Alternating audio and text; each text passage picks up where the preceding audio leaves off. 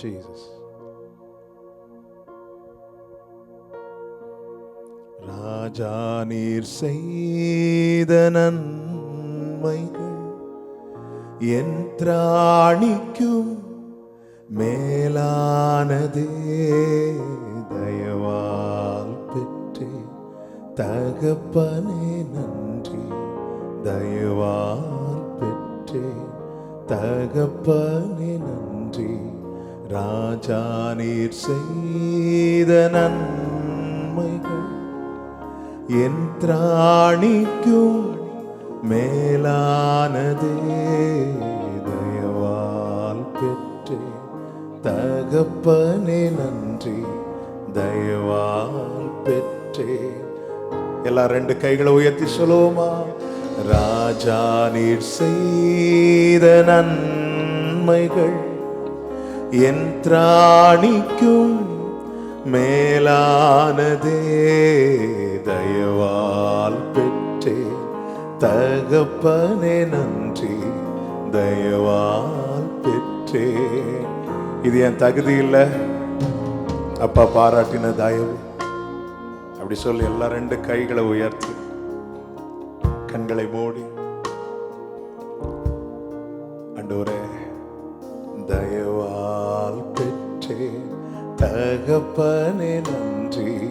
தயவால் பெற்றே. நீங்க சொல்லுங்க, ராஜா நீ செய்த, ராஜா நீ செய்த நன்மைகள் என் திராணிக்கும் மேலானதே. தயவால் பெற்றே தகப்பனே நன்றி. தயவால் பெற்றேன். நீங்க மட்டும் பாடுவீங்களா? ராஜா நீ செய்த, ராஜா நீ செய்த என் திராணிக்கும், என் திராணிக்கும் மேலானதே. தயவால் பெற்றே தகப்பனே நன்றி. தயவால் பெற்றே. ஆமென். என் மேல் நீர் வைத்தவும் கரமே இம்மட்டும் என்னை நடத்தினதே. பாடுங்க. என் மேல் நீர் வைத்தவும் கரமே இம்மட்டும் என்னை நடத்தினதே. ஒன்றும் இல்லா என் நிலை கண்டு, ஒன்றும் இல்லா என் நிலை கண்டு அசட்டை பண்ணாதவரே. அன்பால் எல்லாம் தந்தீரே. தயவால் பெற்றே தகப்பனே. சத்தமா? தயவால் பெற்றேன். அப்படி ரெண்டு கைகளை உயர்த்தி, என் மேல் நீர் வைத்த, என் மேல் நீர் வைத்தவும் கரமே இம்மட்டும் என்னை நடத்தினதே. நீங்க பாடுங்க. என் மேல், ஓ இம்மட்டும் என்னை நடத்தினதே. இம்மட்டும் என்னை ஒரு விஷயம் கூட, என் மேல் நீர் வைத்த, என் மேல் நீர் வைத்தவும் கரமே இம்மட்டும் என்னை நீங்க மட்டும் பாடுங்க சத்தமா. என் மேல் நீர். நாங்க நடக்கலப்பா, நீங்க நடத்துறீங்கப்பா, அது மட்டும் தெரியும்ப்பா. ஹே மக்கரபா சத்தனரே. கமான், கைகளை விரிச்சே. ஒன்றும் இல்லா என் நிலை கண்டு, ஒன்றும் இல்லா என் நிலை கண்டு அசட்டை பண்ணாதவரே. அன்பால் எல்லாம் தந்தீரே. தயவால் பெற்றே தகப்பனே நன்றி. தயவால் பெற்றே. ஆமென். ஒன்றுமில்லா என் நிலை கண்டு, ஒன்றுமில்லா என் நிலை கண்டு அசட்டை பண்ணாதவர். அன்பால் எல்லாம் தந்தி. உயிர்த்தெழுந்த கிறிஸ்து சீஷர்களை வந்து பார்த்து கேட்டார், புசிக்கிறதுக்கு ஏதாவது இருக்கான்னு கேட்டார். மனுஷங்க நம்ம கிட்ட வந்து கேட்கறது, நம்ம கிட்ட இருந்து வாங்குறதுக்கு. இயேசு வந்து கேட்டது இல்லைன்னா உனக்கு தருவதற்கு. ஆமென், ஹல்லேலூயா. புசிக்கிறதுக்கு ஏதாவது இருக்கான்னு கேட்டார், இல்லைன்றாங்க. அவர் எல்லாம் ஆயத்தம் பண்ணி வச்சிருக்கிறார். நீ எப்படியோ அப்படி ஒன்று அவர்கிட்ட கொடு. ஹல்லேலூயா. உங்ககிட்ட ஒன்றும் இல்லைன்னு தெரிஞ்சுதான் தெரிந்தெடுத்திருக்கிறார். படகு நிறைய மீன் பிடித்த பேதுருவை கண்டு தேடி வரவில்லை. பிரயாசப்பட்டு, இவன் பிரயாசப்பட்டாலும் இவனுக்கு ஒன்றும் கிடைக்காது என்று இருந்த பேதுருவை தான் தேடி வந்தார். உன்னை நான் மனுஷனை பிடிக்கிறவனாக ஆக்குவேனார். நீ மனுஷனை பிடிப்பாய் என்று மாத்திரமல்ல, உன்னை மனுஷனை பிடிக்கிறவனாய் மாற்றுவேன். அதன் அர்த்தம் என்ன? உன்னால எதுவுமே செய்ய முடியாது எனக்கு தெரியும். உன்னை வச்சு என்ன செய்யணும்னு எனக்கு தெரியும். எவரையும் மேன்மைப்படுத்தவும் பலப்படுத்தவும் தேவனுடைய கரத்தினால் ஆகும் என்று சொல்லுகிறவர்கள் நல்ல கரங்களை தட்டி ஹல்லேலூயா, ஹல்லேலூயா. என் மேல் நீர் வைத்தவும் கரமே இம்மட்டும். அப்படி ரெண்டு கைகளை விரித்து தலைகளை, ஆமென். என் மேல் நீர் வைத்தவும் கரமே இம்மட்டும் என்னை ஒன்றுமில்லா என் நிலை கண்டு, ஒன்றுமில்லா என் நிலை கண்டு அசட்டை பண்ணாதவரே, அன்பாவெல்லாம் தந்தீரே. சொல்லுங்க, தயவால் தயவாய் பெற்றேன் தகப்பனே நன்றி, தயவாய் பெற்றேன் தகப்பனே நன்றி. நான் எப்பவுமே சொல்லுகிற ஒரு வார்த்தை, எங்க அப்பா பாஸ்டர், எங்க அப்பா பாஸ்டர் ஜாய்சன். நான் ஜாய்சன் பாஸ்டருடைய பையன் ஆனதுனால அவர் என்னை தெரிந்தெடுக்கவில்லை. அவர் என்னை தெரிந்தெடுத்ததுனால ஜாய்சன் பாஸ்டருக்கு பையனா பிறக்க வைத்தார். ஆமென். உங்களை ஏற்கனவே முன்னறிந்து முன்குறித்து இந்த குடும்பத்தில் உங்களை பிறக்க வச்சிருக்கிறார். ஹல்லேலூயா. 2008 ஊழியத்துக்கு வந்துட்டேன். திடீர்னு ஒரு அழகான கண்கள் பாட்டு எழுதி அப்படியெல்லாம் ஆண்டவர் தூக்கல.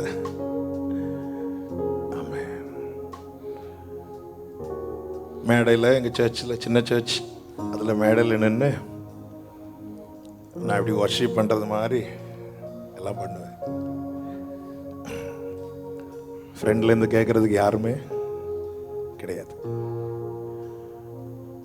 நான் ஹல்லேலூயா சொல்லுங்கமே நான் தான் கை தூக்குவேன். அப்படி பயங்கரமாக ஆட்கள்லாம் இருக்கிறது மாதிரி. உண்மையிலே யாராவது பார்த்தாங்கன்னா சிரிப்பாங்க. சின்ன வயசில் தனியாக இருந்து கிரிக்கெட் விளையாடுவேன். பேட்டரை எடுத்துட்டு அப்படி நின்று ஏதாவது மேட்ச் நடந்துச்சுன்னா அந்த டீமுக்கு அகேன்ஸ்டாக விளையாடுற மாதிரி, நான் இந்தியன் டீமில் விளையாடுற மாதிரி நானே நினச்சிருவேன். எல்லா மேட்ச்லையும் செஞ்சுரி அடிப்பேன். எனக்கு தனியாக விளையாடுறதில்ல. ஆனால் மினிஸ்ட்ரிக்குள்ளே கால் எடுத்து வச்சது அப்படி தனியாக அதே போல் ப்ராக்டிஸ் சும்மா அப்படி நின்று, அப்படியே ஒரு பெரிய கூட்டத்துக்கு நடுவில் நின்று இப்படிலாம் பண்ண மாதிரி. சில நேரத்தில் எங்கள் வீட்டில் யாராவது பார்த்துட்டாங்கன்னா சிரிப்பாங்க.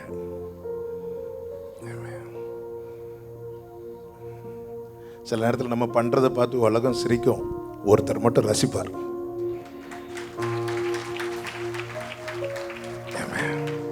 தாவீது சிங்கத்து கூட கரடி கூட ஃபைட் பண்ணுறதை பார்க்குறதுக்கு யாருமே கிடையாது. அதுக்காக அவன் ஃபைட் பண்ணாமல் இருக்கல. உனக்கு கொடுக்கப்பட்ட கொஞ்சத்தை உண்மையா செய். பெரிய கிரவுடு முன்னாடி கோலியாத்தை அடிக்க வச்சார் ஆண்டவர். ஹல்லேலூயா, ஹல்லேலூயா. கர்த்தர் நல்லவர். ஆமென். லேயாள் அற்பமா எண்ணப்பட்டதை கண்டார். ஆபிரகாம்கிட்ட கேட்கலாமா, நீங்க எப்படி ஆசீர்வதிக்கப்பட்டீங்கன்னு கேட்டா சொல்வார். வேதம் என்ன சொல்லுகிறது? ஆபிரகாமுடைய இருதயத்தை தமக்கு முன்பாக உண்மை உள்ளதாக கண்டு ஆபிரகாம்கிட்ட வெளிப்பட்ட உண்மையை பார்த்து ஆபிரகாம் பிளஸ் பண்ணார். லேயாள்கிட்ட கூப்பிட்டு கேட்கலாமா, உங்களை எப்படி பிளஸ் பண்ணாருன்னு கேட்ட என்ன சொல்லுவாங்க தெரியுமா? நான் அற்பமா எண்ணப்பட்டதை கண்டார். சில சிச்சுவேஷன்ல ஏன் லேயாள் அற்பமா எண்ணப்பட்டா? சில குறைகள், அவர் செய்யற காரியங்கள் ராகேல் அற்பமாய் பார்த்தால் வீட்டுக்காரங்களே பார்த்துருப்பாங்க. சின்னதா இருக்கும்போது தெரியாதுங்க. சில குறைகள் நம்ம வளர வளர நம்ம கூடவே வளரும் போது நம்ம சூழ்ந்து இருக்கிறவங்க நம்மளை அற்பமா பார்க்க ஆரம்பிச்சிருவாங்க. அதை வச்சு கிண்டல் பண்ணுவாங்க, அதை வச்சு நம்ம கூப்பிடுவாங்க. ஆனா பைபிள் சொல்லுது கர்த்தர் கண்ட. எதை பார்த்தார்? லேயாளை மட்டும் பார்க்கல, அவள் அற்பமா எண்ணப்பட்டதை கண்டார். நம்மை பார்க்கும்போது நம்மை சூழ்ந்திருக்கிறவங்க நம்மளை எப்படி பார்க்குறாங்க, எப்படி நினைக்கிறாங்கன்னு அவர் பார்க்கிறார். 10 பேர் உங்களை அற்பமா எண்ணுகிறார்களா? நீங்கள் பாக்கியவான்கள். கர்த்தருடைய ஆசீர்வாதம் உங்க மேல வரப்போகிறது. நல்ல கைகளை தட்டி ஆண்டவருக்கு மகிமை. நீதியும் ஞானமும் மானவரே, இயேசுவே நீரே ஆதரவு. 2 கைகளை உயர்த்தி நீதியும் ஞானமும் சொல்லுங்க. இயேசுவே, இயேசுவே நீரே ஆதரவே. அற்பமான என் ஆரம்பத்தை, அற்பமான என் ஆரம்பத்தை அசட்டை பண்ணாதவரே, அன்பால் எல்லாம் தந்தீரே. தயவாய் பெற்றேன் தகப்பனே நன்றி, தயவாய் பெற்றேன். 2 கைகளை விரித்து கண்களை எடுத்து நீதியும் ஞானமும், நீதியும் ஞானமும் ஆனவரே, இயேசுவே நீரே ஆதரவே. பாடுங்க. நீதியும் ஞானமும் நீங்க தான் எனக்கு ஆதரவு. இயேசுவே நீரே. இந்த வார்த்தை ரிப்பீட் பண்ணுங்க. நீதியும் ஞானமுமானவரே, நீரே எங்கள் நீதி, நீரே எங்கள் ஞானம், நீரே எங்கள் பலன், எங்களுக்கு எல்லாமே நீங்க தான்ப்பா. ஒரு விஷயம் கூட சொல்லுங்க. நீதியும் ஞானமுமானவரே,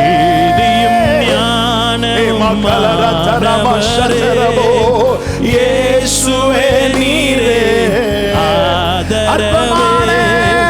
அற்பமான என் ஆரம்பத்தை, அற்பமான என் ஆரம்பத்தை அசட்டை பண்ணாதவரே.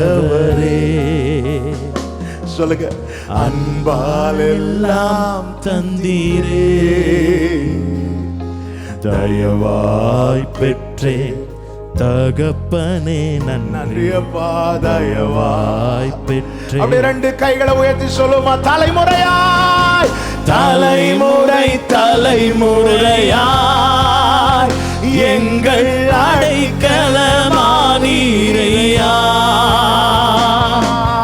முற்பிதாக்கள் ஆராதித்த எங்கள் பரிசுத்த தெய்வம் நீரே. தலைமுறையாய், தலைமுறை ஆபிரகாமின் தேவனும் ஈசாக்கின் தேவனும் யாக்கோபின் தேவனுமாகிய கர்த்தர், முற்பிதாக்கள் ஆராதித்த தேவன், நம்மை கிருபையாய் அழைத்திருக்கிற தெய்வமாக. Yes, Jesus, we bless your name. எங்கள் பரிசுத்த தெய்வம். ரிப்பீட் பண்ணுங்க. தலைமுறை தலைமுறையாய், தலைமுறை தலைமுறையாய் எங்கள் அடைக்கலமானீரையா. முற்பிதாக்கள் ஆராதித்த எங்கள் பரிசுத்த தெய்வம். நல்ல கரங்களை தட்டி, முழு பலத்தோடு கரங்களை தட்டி, ஹே மாஷந்தரே, ஹே பலரியாந்தனரோ, ரிகலரியாந்தனரே, அபிஷேகம் பெற்றவன் அந்நிய பாஷைகளை பேசி, எங்கள் பலனே, எங்கள் கேடகமே, எங்கள் அடைக்கலமே. யாக்கோபுக்கு ஒரு விளக்கை, தாவீதுக்கு ஒரு விளக்கை ஏற்றுவேன் என்று சொல்லி அந்த தீபத்தை அணைய விடாமல் காத்தவரே, காக்கிறவரே, அதிசயமான கிருபைகளை அளித்தவரே, உமக்கு நன்றி அப்பா, நன்றி ராஜா. ஹல்லேலூயா. நீங்க மட்டும் சொல்லுவீங்களா அப்படி 2 கைகளை உயர்த்தி? எஸ். தலைமுறை எங்கள் glory முற்பிதாக்கள் எங்கள் தலைமுறை தலைமுறையாய் தலைமுறை எங்கள் அடைக்கலமானி முற்பிதாக்கள் முற்பிதாக்கள் சந்தரே பக்கட எங்கள் பரிசுத்த. ஆமென் ஆமென். அப்படியே உட்கார்ந்து கொள்வோம். ஒரு வார்த்தை உங்கள் மத்தியிலே வைத்து சில காரியங்களை சொல்லி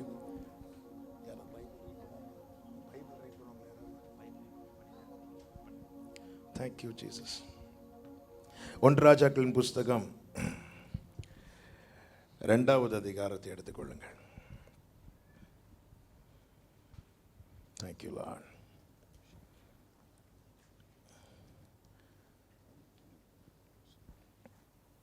ஒன்று ராஜாக்கள் 2வது அதிகாரம் அதனுடைய 15வது வசனம்.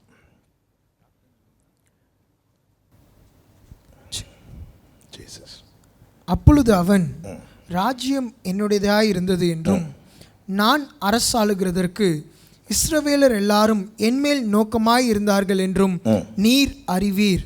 ஆனாலும் ராஜ்யபாரம் என்னை விட்டு தாண்டி என் சகோதரனுக்கு ஆயிற்று. என் சகோதரனுக்கு ஆயிற்று. கர்த்தரால் அது அவருக்கு கிடைத்தது. கர்த்தரால் அது அவருக்கு கிடைத்தது. கர்த்தருடைய பரிசுத்த நாமத்துக்கு மகிமை உண்டாவதாக. நான் பாடணும், தயவால் பெற்றேன். இன்னைக்கு பேசும்படி ஆண்டவர் சமூகத்திலே வார்த்தையை கேட்டபோது கர்த்தர் இந்த வார்த்தையை ஆமென் கிருபையாய் தந்தார். அதோனியா பத்சேபாள் இடத்துல வந்து சொல்லுகிறான், ராஜ்யபாரம் எனக்கு வர வேண்டியது.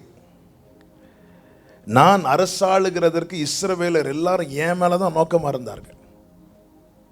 அப்படி இருந்தும் ராஜ்யபாரம் என்னை விட்டு தாண்டி என் சகோதரனுக்கு ஆயிற்று.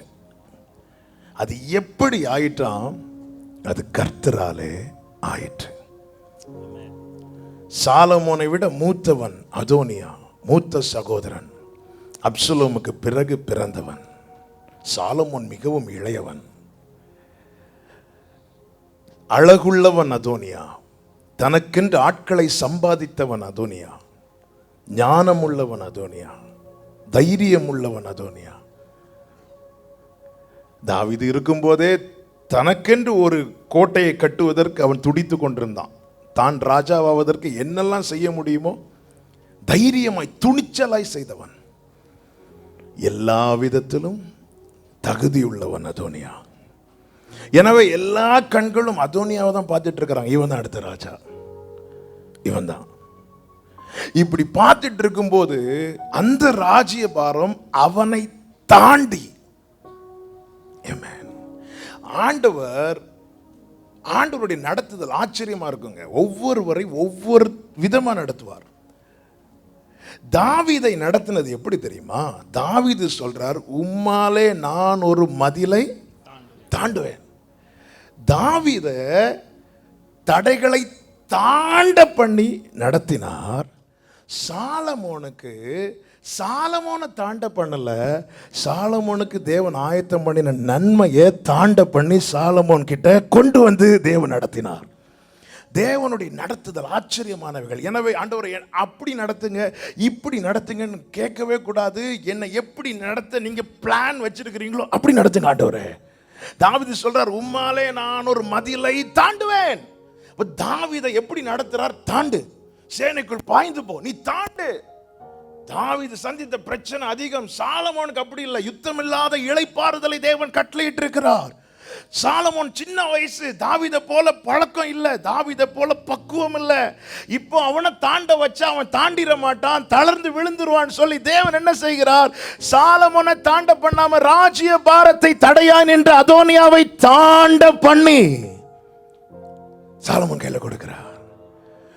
எல்லாரும் இவன் தான் வருவான் அதோனியாவை பார்த்துட்டு இருக்கும் போது அதோனியாவை சொல்றான், இது என்ன தாண்டி போயிட்டு, எப்படி தாண்டி போச்சு, எப்படி இந்த சாலமோனுக்கு இது கிடைத்தது? ஒண்ணு மட்டும் தெரியும், எல்லா கண்களும் என் மேல் நோக்கமா இருக்கும்போது என்னையும் தாண்டி போச்சுன்னா இது யாரால் ஆயிற்று தெரியுமா? இது கர்த்தராலே ஆயிற்று. சாலமோன் இந்த ஸ்தானத்துக்கு வருவது, ஆமென், அது அவனில் வெளிப்பட்ட தகுதி அல்ல, தேவன் காண்பித்த தயவு. வீடு கட்டுகிறவர்கள் ஆகாதென்று தள்ளினர்கள், அதை தான் தலைக்கல்லாய் மாற்றினார். ஜனங்கள் பாடினார்கள், அது கர்த்தராலே ஆயிற்று, அது கர்த்தராலே ஆயிற்று.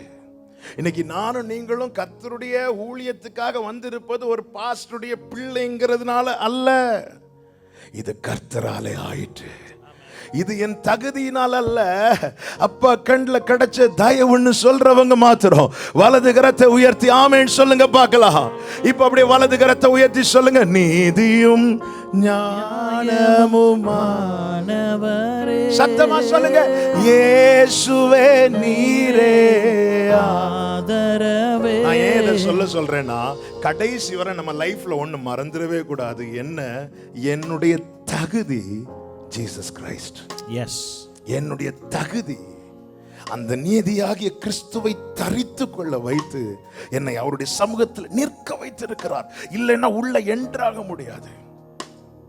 பிராகாரத்தில் கூட நிற்க தகுதி இல்லாதவனை மகா பரிசுத்த ஸ்தலத்தில் கொண்டு நிற்க பண்ணி அழகு பார்க்க காரணம் என்ன?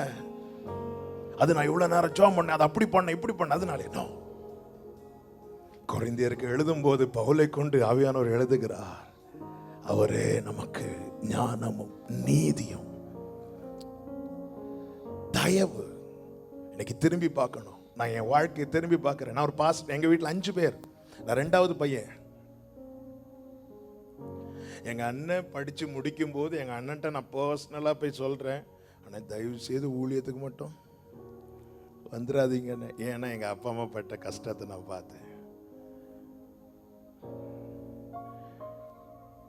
ஆமென். அதனால ஊழியத்துக்கு வந்துடாதீங்கன்னு, நல்ல வேலையை பார்த்து போயிருங்கண்ணே அப்படின்னு. நான் +2 படிக்கிறது, +2 முடிக்கும் போது எனக்கு அபிஷேகம் கிடைக்கிறது வரைக்கும் நான் ப்ரேயர்ல கண்ணை கூட போட மாட்டேன், அப்படிதான் இருப்பேன். எல்லாரும் சின்ன வயசுல பயங்கர இன்ட்ரெஸ்டாக இருந்தாங்க. எங்கள் அப்பா எல்லாரும் சின்ன ஒரு கேஷியோ இருந்துச்சு, அதில் தான் எங்கள் அப்பா கொஞ்சம் அந்த CGF இந்த 3 கார்ட்ஸ் வந்து எங்கள் எல்லாருக்கும் சொல்லி கொடுத்தாங்க. எல்லாரும் படித்து பிக்கப் பண்ணிட்டாங்க. நான் CGFன்னு படிச்சுட்டு போயிட்டேன்.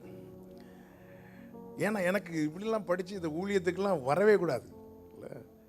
அதனால தான் எனக்கு மியூசிக் சைடே ரொம்ப வீக் ஆகிட்டு, பாட்டில் இன்ட்ரெஸ்ட் கிடையாது, எதுலேயுமே. இவனை கீழே உட்கார வச்சா இல்லைன்னா வெளியே உட்கார வச்சா விளையாட போயிடுவான்னு சொல்லிட்டு பாஸ்டர் பிள்ளைங்களுக்கு மட்டும் கிடைக்கிற ஒரு பாக்கியமான சந்தர்ப்பம் என்ன? எளிதில் மேடையில் ஏறலாம். எனக்கு வேற எந்த இன்ஸ்ட்ருமெண்ட்டும் தெரியாது. ஒரு ஓரத்தில் எங்கள் அண்ணன் கீபோர்டு வாசிட்டு இருப்பாங்க, அடுத்து என் தம்பி கிட்டார் வாசிட்டு இருப்பான். அப்போ டேவிட் தெரியும் உங்களுக்கு, என்னை விட்டு கொடுக்காத ஒரு பாட்டு எழுது. அவன் சின்ன பையன், அவன் கேமராலாம் அவன் தான் சின்ன ஒரு கேமரா வச்சு எடுத்துட்டு இருப்பான். எனக்கு இந்த கீபோர்டும் கிட்டாரும் தெரியாததுனால இவனை கீழே விட்டா ஆராதனை இங்கே நடக்கும்போது இவனை காணாது. அதனால இவன் மீட்டிங் அட்டன் பண்ணி சொல்லிட்டு என்ன மேடையில் இந்த ஓரத்தில் ட்ரிப்பிள் கேங்கோ அதை போட்டுட்டு என்னை உட்கார வைப்பாங்க. அதை நீ அடிக்கணும், அதை அடித்தா சத்தமும் கேட்காது. ஏன்னா அப்போ நான் இருந்து ஜோம் பண்ணும். எதுக்கு ஜோம் பண்ணோன்னு, ஆண்டவரே கரண்ட் போட்டு ஆண்டவரே. அந்த காலத்தில் கரண்ட் போச்சுன்னா தான் கொட்டைக்கு வேலை. கரண்ட் போச்சுன்னா உடனே அப்போல்லாம் ஒருத்தங்க உடனே ஒரு பாட்டு எடுத்து விடுவாங்க, அப்போ தான் நம்ம அடிப்போம். அதாவது எதுலையுமே நான் இன்ட்ரெஸ்ட் காட்டல. ஏன் காட்டல தெரியுமா? அந்த ஊழியத்துக்கு வரக்கூடாது. ஆனால் என் மேலே ஒருத்தர் இன்ட்ரெஸ்ட் காட்டினார். ஹல்லேலூயா. எவ்வளவு விலக முடியுமோ அவ்வளவுக்கு விலகினேன். ஏன்னா எனக்கு என் லைஃபே தெரியும், எங்க அப்பா லைஃபே தெரியும். எங்க அப்பாவுடைய தியாகத்தை நான் பார்த்துருக்கிறேன், எங்க அப்பாவுடைய உண்மையை நான் பார்த்துருக்கிறேன், எங்க அப்பாவுடைய ஃபெய்த்தை நான் பார்த்துருக்கிறேன். எங்க அப்பா ஒரு இடத்துல கூட முறுமுறுக்காம ஆண்டவருக்காக நின்னதை நான் பார்த்துருக்கிறேன். எங்க அப்பா 19வது வயசுல எல்லாவற்றையும் இயேசுக்காக விட்டு மிகவும் நேசித்த பெற்றோர் எல்லாரும், தேவனை அறியாத குடும்பத்தில் பிறந்து வளர்ந்தவங்க, எல்லாத்தையும் விட்டு ஆண்டவருக்காக இறங்கி பரிசுத்தத்துக்காக வைராக்கியம் பாராட்டி ஆண்டவர் மேல இருக்கிற நேசம் எவ்வளவும் குறைக்காமல் அதெல்லாம் நான் பார்த்து வந்ததுனால, அவங்க நின்ன மேடையில் புல்பிட்டில் நான் கை வைக்கிறதுக்கோ, அவங்க நின்ன இடத்துல நான் நிற்கிறதுக்கோ, ஒரு பாஸ்டர் பையங்கிற ஒரே காரணத்துக்காக இந்த இடத்துல வந்து நிற்கவே கூடாதுங்கிறதுல உறுதியா இருந்தேன். நான் எதையும் மிகைப்படுத்தியும் சொல்லவில்லை, கர்த்தர் அறிவார். வேற வேற ட்ராக்கை பார்த்து எப்படியெல்லாம் போலான்னு பார்த்தோம். அப்படியெல்லாம் ஆண்டவர் வந்து என்னை எப்படி இழுத்திருக்கலாம் தெரியுமா?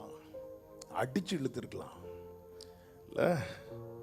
இப்போ சவுல மாதிரி போற வழியில ஒரே அடி, அவ்வளவுதான். அப்படி என்ன அடிக்கல, மாறாக அவர் எப்படி இழுத்தார்னா, அன்பை ஊற்றி ஊற்றி இவனை எவ்வளவு உடைக்க முடியுமோ. எனக்கு வேற வழி இல்லாததுனால நான் ஊழியத்துக்கு வரல. ஏன்னா நான் பட்டினியா இருந்தா நான் ஊழியம் செய்யக்கூடாதுங்கிறதுல நான் உறுதியா இருந்தேன். ஆனா அந்த நேசத்துல என்ன மூழ்கடிச்சு வந்துட்டேன் ஆண்டவரேன்னு சொல்லிட்டு தான் ஊழியத்துக்கு வந்தேன். ஆமென். பேதுரு பாருங்க, பேதுருவை முதலாவது அந்திரேயா தான் முதல்ல இயேசுவுக்கு அறிமுகமானது. அந்திரேயா யோவான் சுவிசேஷம் 1வது அதிகாரம் 40, 41, 42 படிக்கும்போது தெரியும், எடுக்க வேண்டாம். அந்திரேயா போய் பேதுருவை கூட்டிட்டு வருவார். பேதுரு சீமோனை கூட்டிட்டு வந்ததும் ஆண்டவர் சொல்வார், இனி பேதுரு எனப்படுவா, கேபா எனப்படுவாய். ஆமீன் போட்டுட்டு போயிட்டார். போயிட்டு எங்க போறாரு? மீன் பிடிக்க போறார். சுவிசேஷங்கள் படிக்கும்போது எப்பவுமே 4 சுவிசேஷத்தையும் சேர்த்து வச்சு படிக்கணும், அப்போதான் அந்த சரியான பிக்சர் கிடைக்கும். முதல்ல இயேசு இடத்துல பேதுருவை அந்திரேயா சகோதரன் கூட்டிட்டு போய் அறிமுகப்படுத்தி வைக்கிறான். அப்போவே இயேசு கிறிஸ்து அழைச்சாச்சு, நீ கேபா. இவன் ஆமீன் போட்டு திருப்பி போறான். எங்க போறான்? மீன் பிடிக்க போறான். லூக்கா 5வது அதிகாரத்தில் மீன் பிடிக்க போனால் நைட்டு ஃபுல்லாக மீன் பிடிக்கிறான், ஒன்றும் கிடைக்கல. அது எப்படி கிடைக்கும்? ஆண்டவர் அழைப்பு வச்சிருக்கிறார்ல. இந்த சைடு ஆண்டவர் அன்னைக்கு யோனாவை விழுங்கும்படி மீனுக்கு கட்டளையிட்டது போல இங்கே சொல்லியிருக்கலாம், பேதுரு ரைட்டில் வலை போட்டால் மீன்களே நீங்கள் எல்லாரும் லெஃப்டில் வாங்க, இந்த சைடு வலை போட்டால் அந்த சைடு வாங்க. நைட்டு ஃபுல்லாக பிரயாசப்பட்டு ஒன்றும் கிடைக்காம இருக்கும்போது இயேசு அடுத்த நாள் காலையில் வரார். வரும்போது நாம இருந்தால் என்ன சொல்லியிருப்போம்? ஒழுங்காக நீ வந்திருக்கலாம்ல சொல்லியிருப்போம்ல. நானாக இருந்தால் சொல்லியிருப்பேன், உனக்கு இதுவும் வேணும். ஏசு அப்படி அன்னைக்கு ஏசு எதையுமே காட்டல. பேதுரு நான் படகுல இருக்கலாமா? உட்காந்துட்டு சற்று தள்ளும்படி அவனை கேட்டுக்கொண்டார். கமெண்ட் போடல, இனி தள்ளி போ, அப்படி இல்லை, போட்ட கொஞ்சம் உள்ள தள்ளு. அவன் அங்கே விட்டு வந்ததை எதையுமே காட்டல. ஏன்னா அவன் இப்ப உடைஞ்சு இருக்கிறான். அவன் நைட்டு ஃபுல்லா பிரயாசப்பட்டு ஒன்றும் கிடைக்கலன்னு உடைந்து இருக்கிறான். நல்ல கவனமா கேளுங்க, உடைக்கப்பட்ட நிலையில் இருக்கும் போது நம்முடைய வாழ்க்கையாகி இந்த பாத்திரத்தை வேற யார் கையிலையும் கொடுத்துறாதீங்க, சுக்குநூறாக்கி தூக்கி போட்டு போயிடுவாங்க. வணைகிற குயவனாம் கிறிஸ்துவனுடைய கையில மட்டும் கொடுங்க, வேற யார் கையிலும் கொடுத்துறாதீங்க. இப்ப உடைஞ்சு போயிருக்கிறான். வேற யாரா இருந்தா வந்து சொல்லி இருக்கலாம், அந்திரேயா வந்தா கூட சொல்லி இருக்கலாம், ஒழுங்கா அன்னைக்கு வந்திருக்கலாம். கூப்பிட்டார்ல, அந்த மீட்டிங்ல உன்னை கூப்பிட்டார்ல, ஏன் வரல? உன்னை பேர் சொல்லி அழைத்தாரே, உன் மேல இருக்கிற தரிசனத்தை சொன்னாரே, கேபான்னு கூப்பிட்டாரே. உலகெல்லாம் உன்னை சீமோன்னு சொல்லும்போது சீமோன் என்றால் நாணல். எல்லாரும் உன்னை நாணல் சொல்லும் போது அவர் உன்னை பாறை என்று சொன்னாரு, கேபான்னு சொன்னாரு. உன் மேல இருக்கிற திட்டத்தை சொல்லி அல்லவா அழைத்தார். திட்டத்தை அழைப்பை உறுதிப்படுத்தின பிறகு நீ திருப்பி மீன் பிடிக்க போறிய பேதுருவே அப்படின்னு சொல்லி ஆண்டவர் அவனை குற்றம் சாட்டல. ஏன்னா அவன் இப்போ இருக்கிற சிச்சுவேஷன் ரொம்ப உடைஞ்சு போயிருக்கிறான். இப்போ ஆண்டவர் வந்து பேதுரு கொஞ்சம் உள்ள தள்ளி கொண்டு போ, போட்டை உள்ள தள்ளி கொண்டு போயாச்சு. வலைய போடு பேதுரு. வலைய போட்ட படகு நிறைய மீன், படகு நிறைய மீன் கொடுத்ததும் பேதுரு உடையிறான். உடைஞ்சு பாதத்தில் விடுறான். எப்படிங்க உடைஞ்சான்? ஆண்டவர் நேசத்தால உடைக்கிறார், நேசத்தால உடைக்கிறார். அதே பேதுருவிடத்துல உயிர் தெழுந்த கிறிஸ்து வந்து மீண்டும் கேட்கிறார், மீண்டும் நேசத்தால் உடைக்கிறார், அன்பா இருக்கிறியா?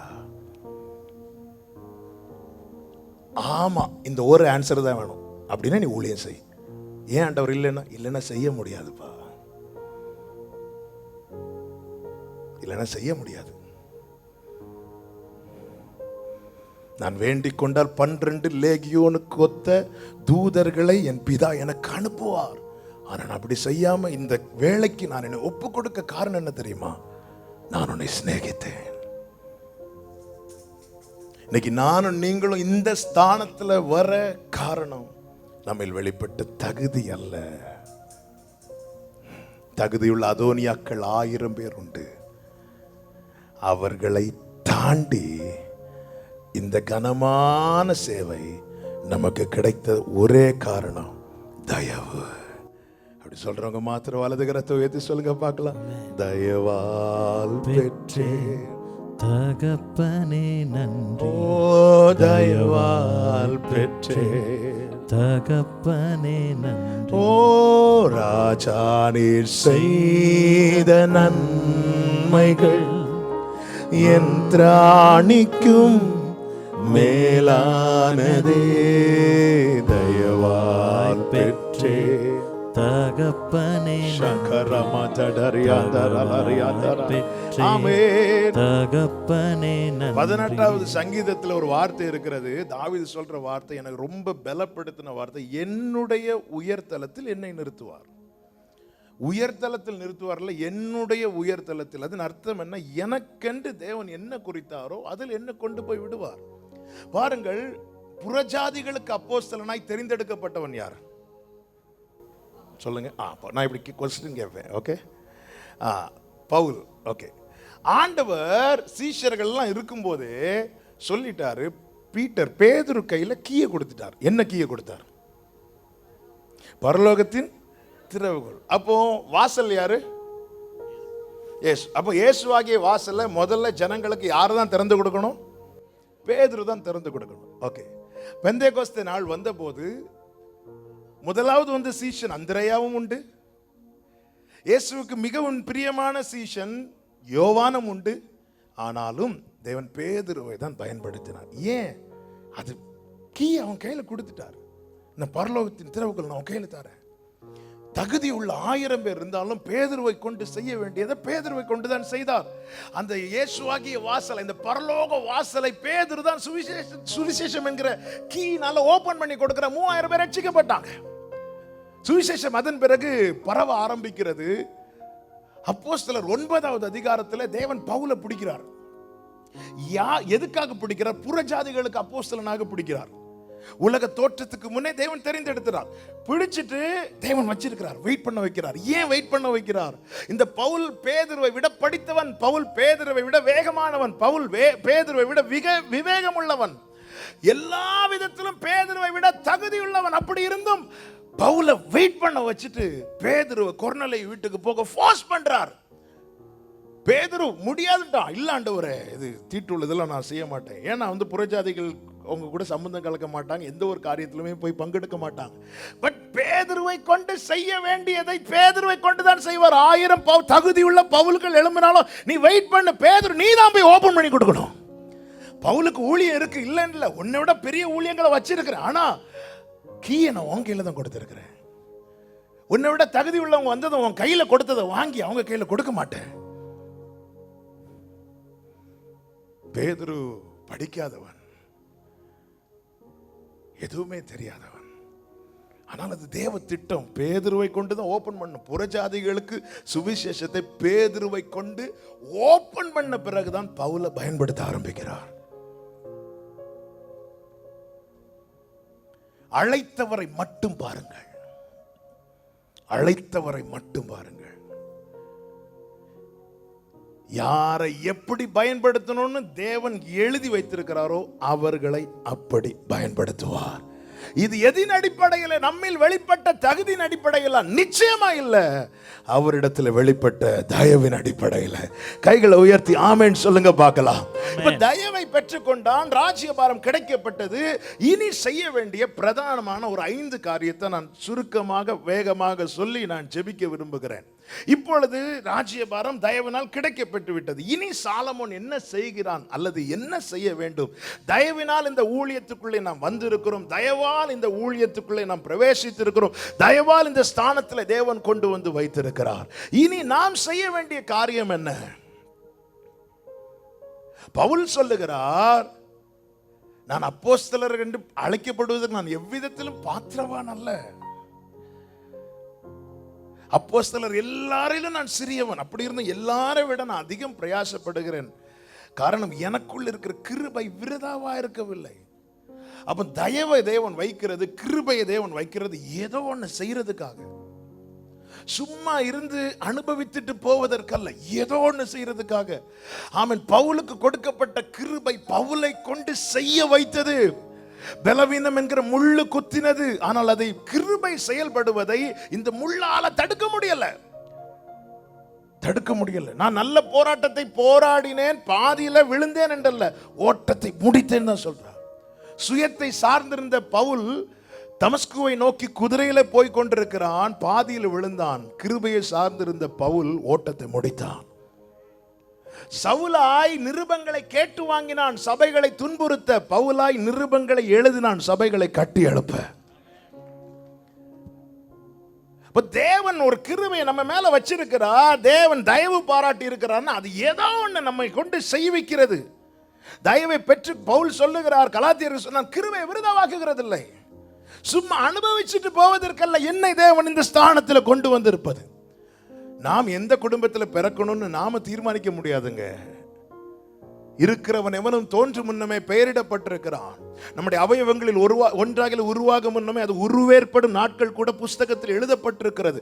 எல்லாவற்றையும் தேவன் தீர்மானித்துதான் ஆமென் இந்த ஊழியம் செய்கிற இந்த குடும்பத்தில் தேவன் நம்மை பிறப்பித்து இருக்கிறார்னா நம்பி செய்கிறார். தயவினால் இந்த ஸ்தானத்தில் வந்திருக்கிறோம். நாம செய்ய வேண்டிய காரியம் என்ன? ஒரு 5 காரியத்தை நான் வேகமாய் சொல்லி ஜெபிக்கிறேன். முதலாவது, தேவனை பிரியப்படுத்தணும். 2 நாளாகமம் 1வது அதிகாரம் அதனுடைய 5வது வசனத்தில் இப்படி சொல்லப்பட்டிருக்கிறது. ஆமென். ஊரின் புத்திரனாகிய ஆமென் ஊரியின் குமாரன் பெஸ்லெயேல் உண்டு பண்ணின வெண்கல பலிபீடமும் அங்கே கர்த்தரின் வாசஸ்தலத்துக்கு முன்பாக இருந்தது. சாலமோனும் சபையாரும் அதை நாடி போனார்கள். நான் ஆவிக்குரிய கண்ணோட்டத்தோடு சொல்லுகிறேன், அவனுக்கு அந்த ஸ்தானம் கொடுக்கப்பட்டதும் அவனுடைய நாட்டம் எங்க தெரியுமா இருந்து? தேவ பிரசனம்.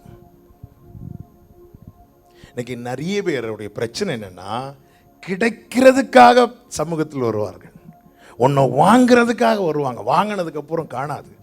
சூப்பர் மார்க்கெட்டுக்கு போற மாதிரி தான். இங்கே தயவினால் கிடைக்க பெற்றதும் அவன் நேர சமூகத்தை நாடி போகிறான். இது யார் விட்டு சென்று அடிச்சுவாடு? தாவீது விட்டு சென்று அடிச்சுவாடு. நாத்தான் தீர்க்கதரிசியை கொண்டு கர்த்தர் பேசுகிறார். என்ன பேசுகிறார்? ஆமென். சவுலை விட்டு அவன் குடும்பத்தை விட்டு நான் கிருபையை விளக்குனது போல உன்னை விட்டும் உன் பிள்ளையை விட்டும் நான் கிருபையை விளக்க மாட்டேன். இதுக்கு மேல என்னங்க வேணும்? நான் உனக்கு ஒரு வீடை உண்டு பண்ணுவேன், உன் பையனை வச்சு இப்படி செய்வேன் அப்படி செய்வேன். ஹெவியான வாக்குத்தத்தங்கள் நான் வாங்கி லைஃப்ல செட்டில் ஆயிட்டோன்னு சொல்லிட்டு அவன் சும்மா இருக்கவில்லை. அவன் தேவ சமூகத்தில் பிரவேசித்து சொல்லுகிறான், தேவரீர் என்னை இதுவரை நடத்தி கொண்டு வந்ததற்கு நான் எம்மாத்திரம், என் வீடு எம்மாத்திரம். தகப்பன் காண்பித்து கொடுத்து அடிச்சுவிடு. சாலமோனும் அதை செய்கிறான், சமூகத்தை நாடுகிறான். நான் அதை இப்படி சொல்ல விரும்புகிறேன், யாரால் இந்த ஸ்தானத்துக்கு வந்தோமோ அவரை மட்டும் நாம் பிரியப்படுத்தணும். கலாத்தியருக்கு பவுல் எழுதும் போது இப்படி ஒரு வார்த்தை சொல்லுகிறார், 1:10, இப்பொழுது நான் மனுஷரையா தேவனையா யாரை நாடி போதிக்கிறேன்? மனுஷரையா பிரியப்படுத்த பார்க்கிறேன்? நான் மனுஷரை பிரியப்படுத்துகிறவனானால் நான் கர்த்தருடைய ஊழியக்காரன் அல்ல. காரணம், நான் மனுஷரால் இந்த ஸ்தானத்துக்கு வரவில்லை. என்னை அழைத்தவர் உண்மையுள்ளவர், அவருடைய தயவால் நான் இந்த ஸ்தானத்துக்கு வந்திருக்கிறேன். அப்படி என்றால் நான் அவரை பிரியப்படுத்துவதுதான் என்னுடைய போக்கஸா இருக்கணும். மனுஷரை அல்ல. ஜனங்களை பார்த்து ஜனங்களுக்கு ஏற்றாற் போல வார்த்தைகளை தேடுவதல்ல. யோவான் ஸ்நானனை போல நான் கர்த்தருடைய சத்தமாயிருக்கிறேன். அதன் அர்த்தம் என்ன? வாய்ஸ் நீங்க கேட்கிற டோன் மட்டும் தான் என்னுடைய டோன், பேசுறதெல்லாம் கர்த்தர். எலியாவை கொண்டு கர்த்தர் பேசினார். அப்படிதான் இருக்கு. எலியா பேசினவார், எலியாவை கொண்டு கர்த்தர் பேசினார். நான் என்னை விட்டு கொடுக்கும் போது என்னை கொண்டு கர்த்தர் பேசுவார். என்னை கடந்த 2 வாரங்களுக்கு முன்பதாக ரொம்ப சிந்திக்க வைத்த வார்த்தை, எலியாவை கொண்டு கர்த்தர் பேசின வார்த்தையின்படியே நடந்துச்சான். நான் அவருடைய சத்தமா இருக்கிறேன். வாய்ஸ் மட்டும் ஆண்டவரே, என் வாய்ஸ் பேசுறதுல நீங்க ஆண்டவரே. ஆமென். ஒவ்வொரு கண்ட்ரியில ஆமென். இப்போ இந்தியாவில் எடுத்த வேற நாட்டில் உள்ள பிரதிநிதிகள் இருப்பாங்க. அந்த நாட்டின் சார்பாக இவங்க பேசுவாங்க. இங்க உள்ள மெயின் ஆபீசர்ஸை பார்த்து, பிஎம் பார்த்து பேசுவாங்க. பேசுறது அவங்க ஓனா பேசுறது இல்ல, அங்கிருந்து என்ன சொல்லப்பட்டிருக்கிறதோ அதை பேசுற வாய்ஸா இருப்பாங்க. இவங்க இப்படி பேசுறாங்க சொல்லிட்டு அவங்களை அட்டாக் பண்ண மாட்டாங்க. ஏன்னா இவங்களுடைய டெசிஷன்ல இவங்களா யோசித்து பேசுறது இல்ல, அங்க இருந்து வரக்கூடிய காரியங்களை பேசுறதுக்கு வாய்ஸா இருக்கிறாங்க. இப்படிதான் ஊழியக்காரங்க இருக்கணும். தேவனை பிரியப்படுத்துகிறவன் இப்படி இருக்கணும். இன்னைக்கு இப்படி வராங்க, கூட்டம் இப்படி இருக்கு, ஓகே இவங்களுக்குன்னு ஒரு மெசேஜ் எடுப்போம். இல்ல இவங்க இன்னைக்கு போன வாரம் நம்ம கிட்ட சரியா பேசல, பிரைஸ் எல்லாம் சொல்லாம போயிட்டாங்க. இன்னைக்கு பாரு மெசேஜ்ல ஒன்னு தூக்குறேன் பாரு. எழுத்து கொல்லும், எழுத்து கொல்லும், ஆவிதான் உயிர்ப்பிக்கும். ஆவியில பேசினான் யோவான் ஸ்நானன், விரியன் பாம்பு குட்டிகளே உங்களுக்கு ஐயோனம். யாரும் சாகல, எல்லாரும் ரட்சிக்கப்பட்டாங்க. ஏன்? அவன் யோசித்து மாம்சத்துல பேசல. நான் மனுஷனையா தேவனையா யாரை பிரியப்படுத்துகிறேன்?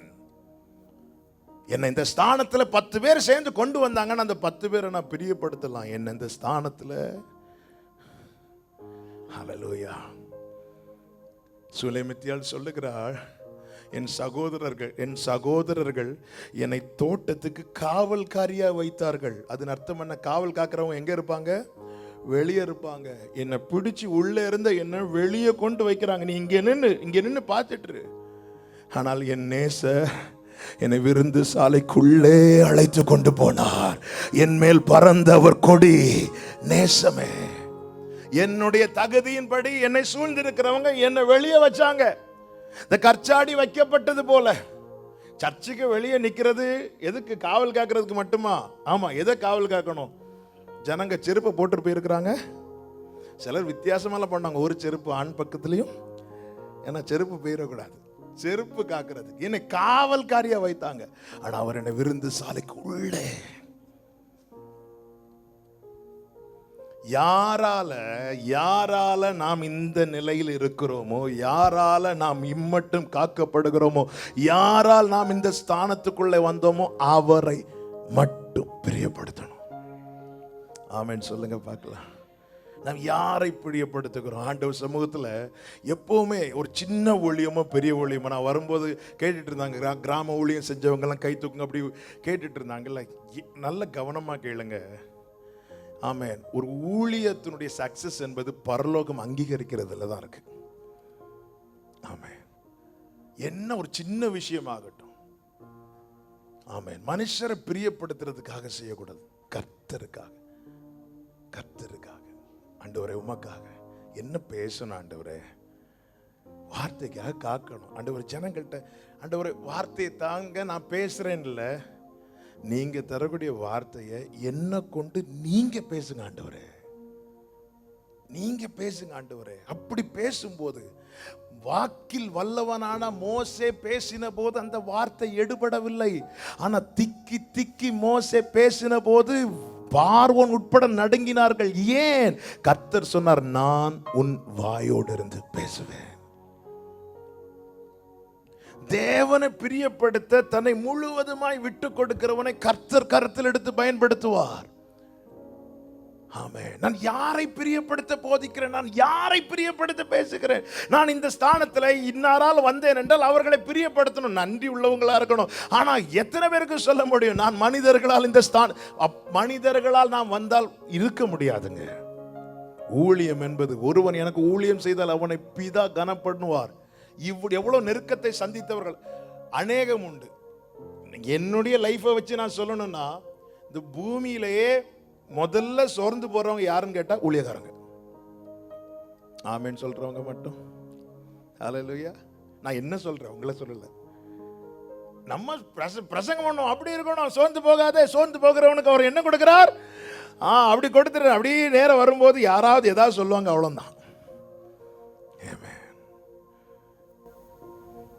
சொந்த சர்ச்சில் மேடையில் நிற்கிறதெல்லாம் சாதாரண விஷயம் கிடையாது.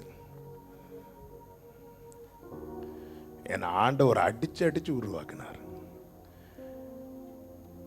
சரி, ஆண்டவர் அழைச்சாருன்னு சொல்லிட்டு ஊழியத்துக்கு வந்தாச்சு. ஊழியத்துக்கு வந்து நான் மைக் எடுத்து வர்ஷிப் பண்ண ஆரம்பித்தா, நான் வர்ஷிப் பண்ண ஆரம்பித்தது சர்ச்சிலேருந்து கொஞ்சம் பேர் எழுப்பி வெளியே போவாங்க. நான் வர்ஷிப் பண்ணி முடித்த பிறகு உள்ள வருவாங்க. எனக்கு இது ஆரம்பத்தில் புரியல.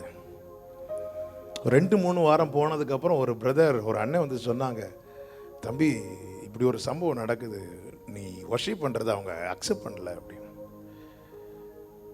நான் ரொம்ப உடஞ்சிட்டேன். ஆண்டவர் நான் ஆண்டவரை கேட்டேன், நீங்கள் தான் ஆண்டவரை கொண்டு வந்தீங்க, நான் இந்த ஏரியாவிலே இருக்க மாட்டேன் ஆண்டவரே, நான் வேறு எங்கேயாவது போகிறேன் ஆண்டவரே, வேறு ஏதாவது அண்ணன் சிங்கப்பூரில் இருக்கிறாங்க, அங்கே கேட்டு ஏதாவது நான் வந்து வேலை செஞ்சாவது பொழைச்சிக்கிறேன், அல்லது எங்கேயாவது போயிடுறேன் ஆண்டவரே. என்னால் இவங்க ஆண்டவர் ஒரே ஒரு வார்த்தை சொன்னார். ஒரு குறிப்பிட்ட ஒரு நபர், ஒரு சிலருக்கு பேரை சொல்லிட்டு, இவங்களுக்காக நீ தீர்மானம் எடுக்கிறேன்னா அல்லது இவங்களுக்காக நீ ஊழியம் செய்யறன்னா போயிரு, இதோட எனக்காக நான் நெல்லு அப்படின்ட்டார். நிக்க வச்சார். ஆராதனை முடிச்சுட்டு போவேன், வந்து அப்படி முன்னாடி நின்னே பேசுவாங்க. கேட்ட வார்த்தைகள் கொஞ்சம் அல்ல. சிரிச்சிட்டு இருந்தா வர்ஷிப் பண்ணுவேன். அப்படி ஆண்டவர் பழக்க வச்சுட்டார். ரூமுக்குள்ள போய் பாத்ரூம் பைப்பை திறந்து விட்டுட்டு வேணா அழுது வெளியே கேட்டுறக்கூடாது, அழுவேன். ஆண்டவர் உணர்த்துகிறார், கற்றுத்தருகிறார். ஏன் தெரியுமா? நீ யாராலும் இங்க வரல, நான் தான் உன்னை வச்சிருக்கிறேன். இப்படிப்பட்ட அனுபவத்தோட யாராவது நடத்தப்படுறீங்கன்னா உங்களுக்கு இயேசுவின் நாமத்தில் சொல்லுகிறேன், கர்த்தர் எப்பொழுதும் கரத்தில் எடுத்து பயன்படுத்துகிற பாத்திரமாய் நீங்கள் மாறப் போகிறீர்கள். ஹல்லேலூயா. ஆமென். 8 வருஷம் ஆண்டவர் மறைச்சு வச்சு அடிச்சு ஓட்டச்சு. ஆமென். ஆனா யாரெல்லாம் அப்படி பண்ணாங்களோ, இன்னைக்கு அவங்க எந்த ஒரு காரியம்னாலும் முதல்ல ஃபோன் பண்ணி, நீங்கள் ப்ரேயர் பண்ணாதான் நடக்கும், ப்ரேயர் பண்ணுங்க. ஆமென். நல்லா புரிஞ்சுக்கோங்க, நான் இந்த ஸ்தானத்தில் எப்படி வந்தேன், நாம் இந்த ஸ்தானத்தில் எப்படி வந்தோம், யாரால வந்தோமோ அவரை பிரியப்படுத்தலைன்னா நான் கர்த்தருடைய ஊழியக்காரன் அல்ல.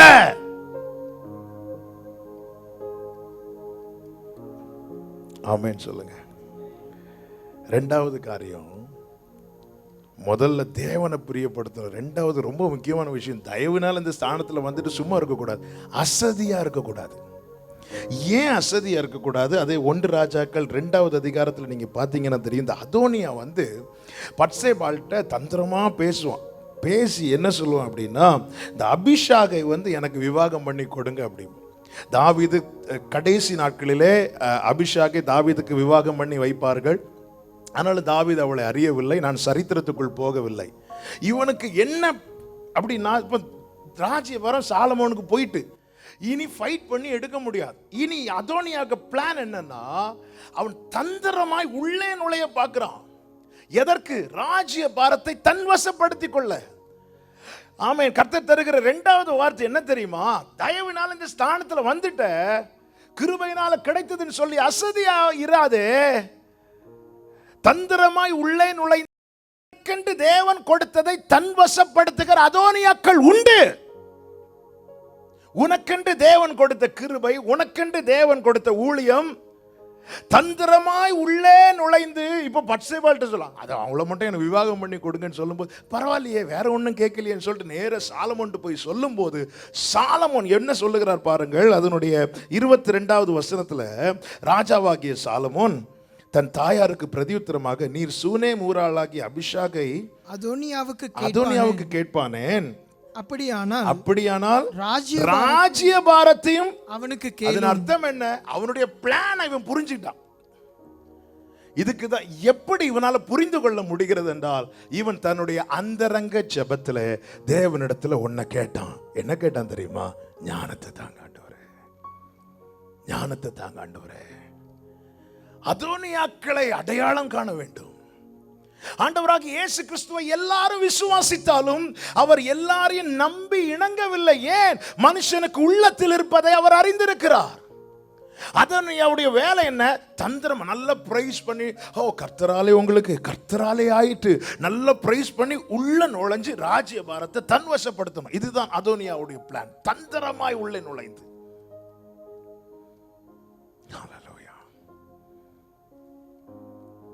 அதோனியாக்களுக்கு ஜாக்கிரதையா இருக்கணும். என்னை பல நேரத்தில் யோசிக்க வைத்த ஒரு காரியம் உண்டு. அதில் என்ன அப்படின்னா, பட்சவாதம் இல்லாதவர் ஆண்டவராக இயேசு கிறிஸ்து 12 சீஷர்களை தெரிந்தெடுக்கிறார். தெரிந்தெடுக்கிறதுனுடைய பர்பஸ் என்ன? தம்மோடு இருக்கும்படி தெரிந்தெடுக்கிறார்.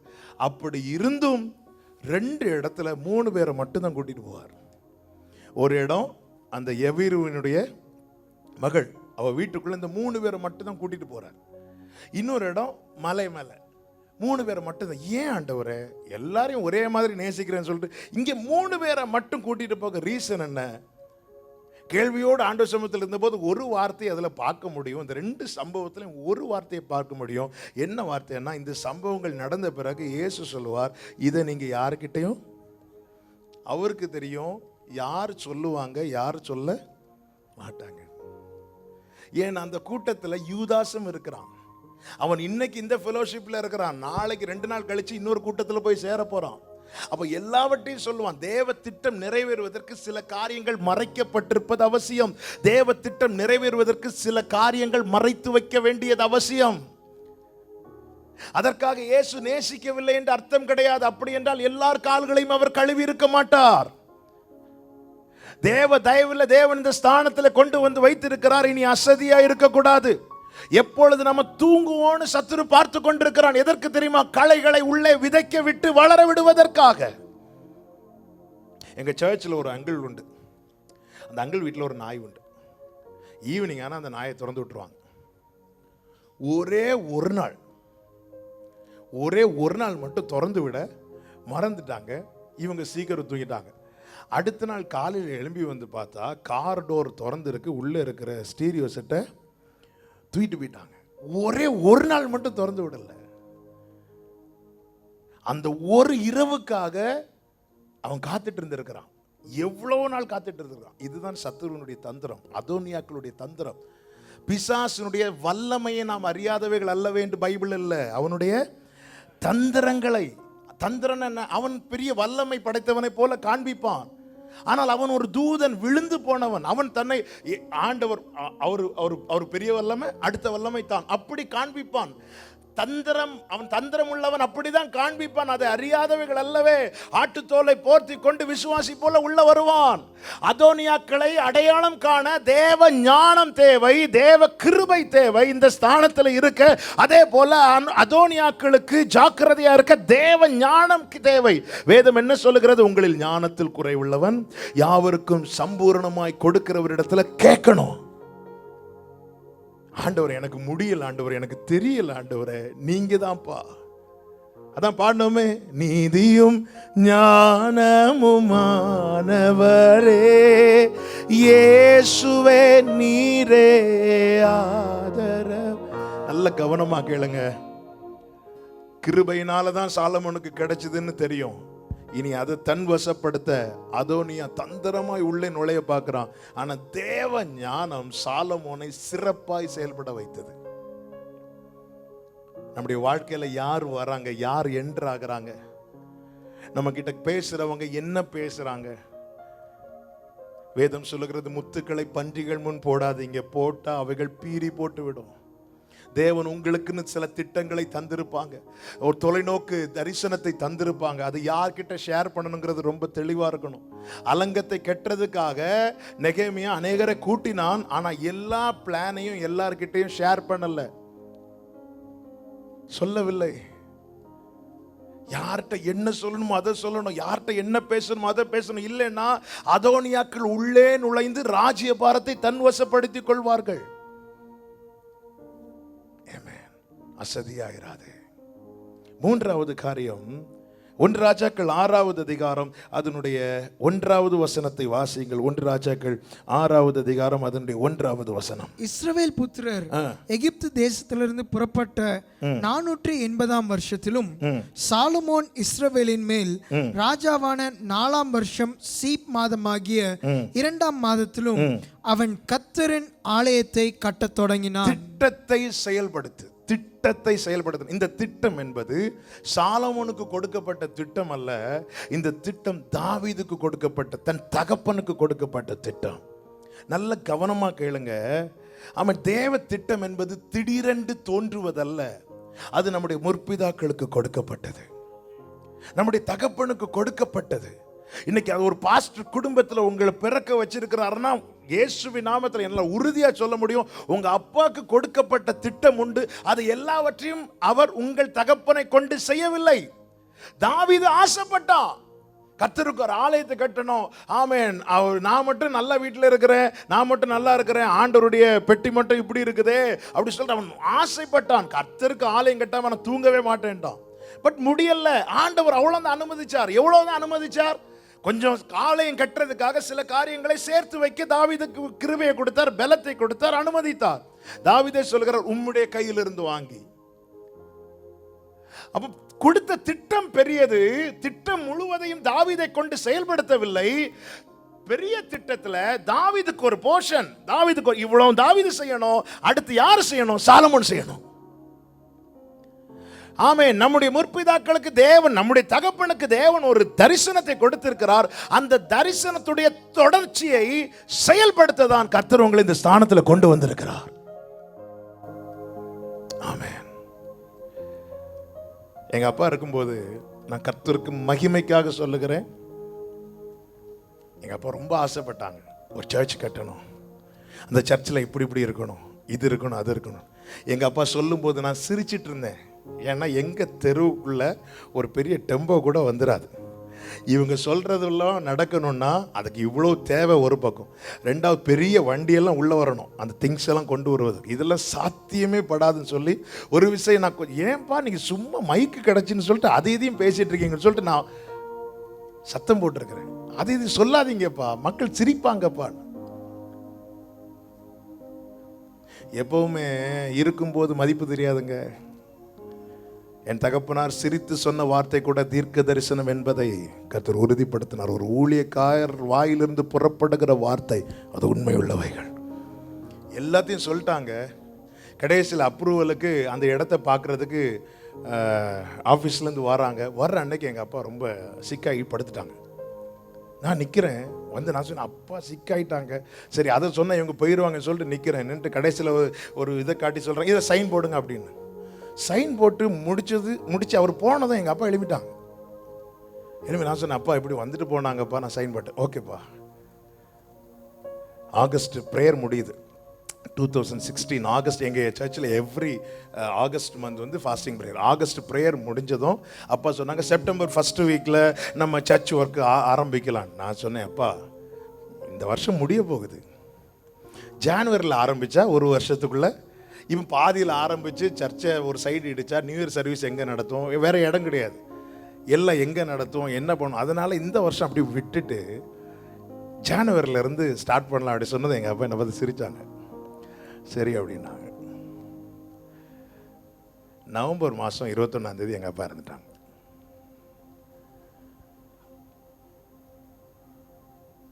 அப்பா மரணத்தை குறித்து நீங்கள் சாட்சி கேட்டிருப்பீங்க. ஓட்டம் முடிஞ்சிச்சு. இப்போ அந்த இடத்துல நான் நிற்கிறேன். எங்கள் அப்பா இறந்து ஒரு வாரம் கழித்து அன்னைக்கு சைன் போட்டு போனாங்கல்ல, அந்த அப்ரூவல் காப்பி கையில் வருது. அதை வாங்கி வச்சேன். நான் ஊழியத்துக்கு 2008 வந்தாலும் சர்ச்சில் ப்ரீச் பண்ண ஆரம்பித்து நான் 1.5 வருஷம் தான் ஆகுது. 2015 தான் பிரசங்கம் பண்ண அப்பா விட்டாங்க. மேடையிலேருந்து சத்தம் போடுறது வேற, விசுவாசிகள்கிட்ட பழகிறது வேற. நான் ரொம்ப க்ளோஸாக பழகுனது ஒரு 10-15 ஃபேமிலி மட்டும் தான் இருப்பாங்க. மீதி எல்லாத்தையும் இப்போ தான் பழக ஆரம்பிச்சிருக்கிறேன். அப்பா பேசுகிறது வேற, நான் பேசுகிறது வேற. அப்பா இங்கே வான்னா அவங்க வருவாங்க. நான் கெஞ்சணும், தயவு செய்து இங்கே வாங்க. அவங்க நம்மளை கூடுவாங்க, இங்கே வா அப்படிம்பாங்க. அப்போது இந்த வேலையை பொறுப்பெடுத்து நடத்துகிறவங்க சொன்னாங்க, 3 மாதத்தில் இந்த வேலை ஸ்டார்ட் பண்ணலைன்னா இதை க்ளோஸ் பண்ணிடணும். ஏன்னா செக் பண்ண வரும்போது நம்ம தொடங்கி இருக்கணும், இல்லைன்னா இது கேன்சல் ஆயிரும்.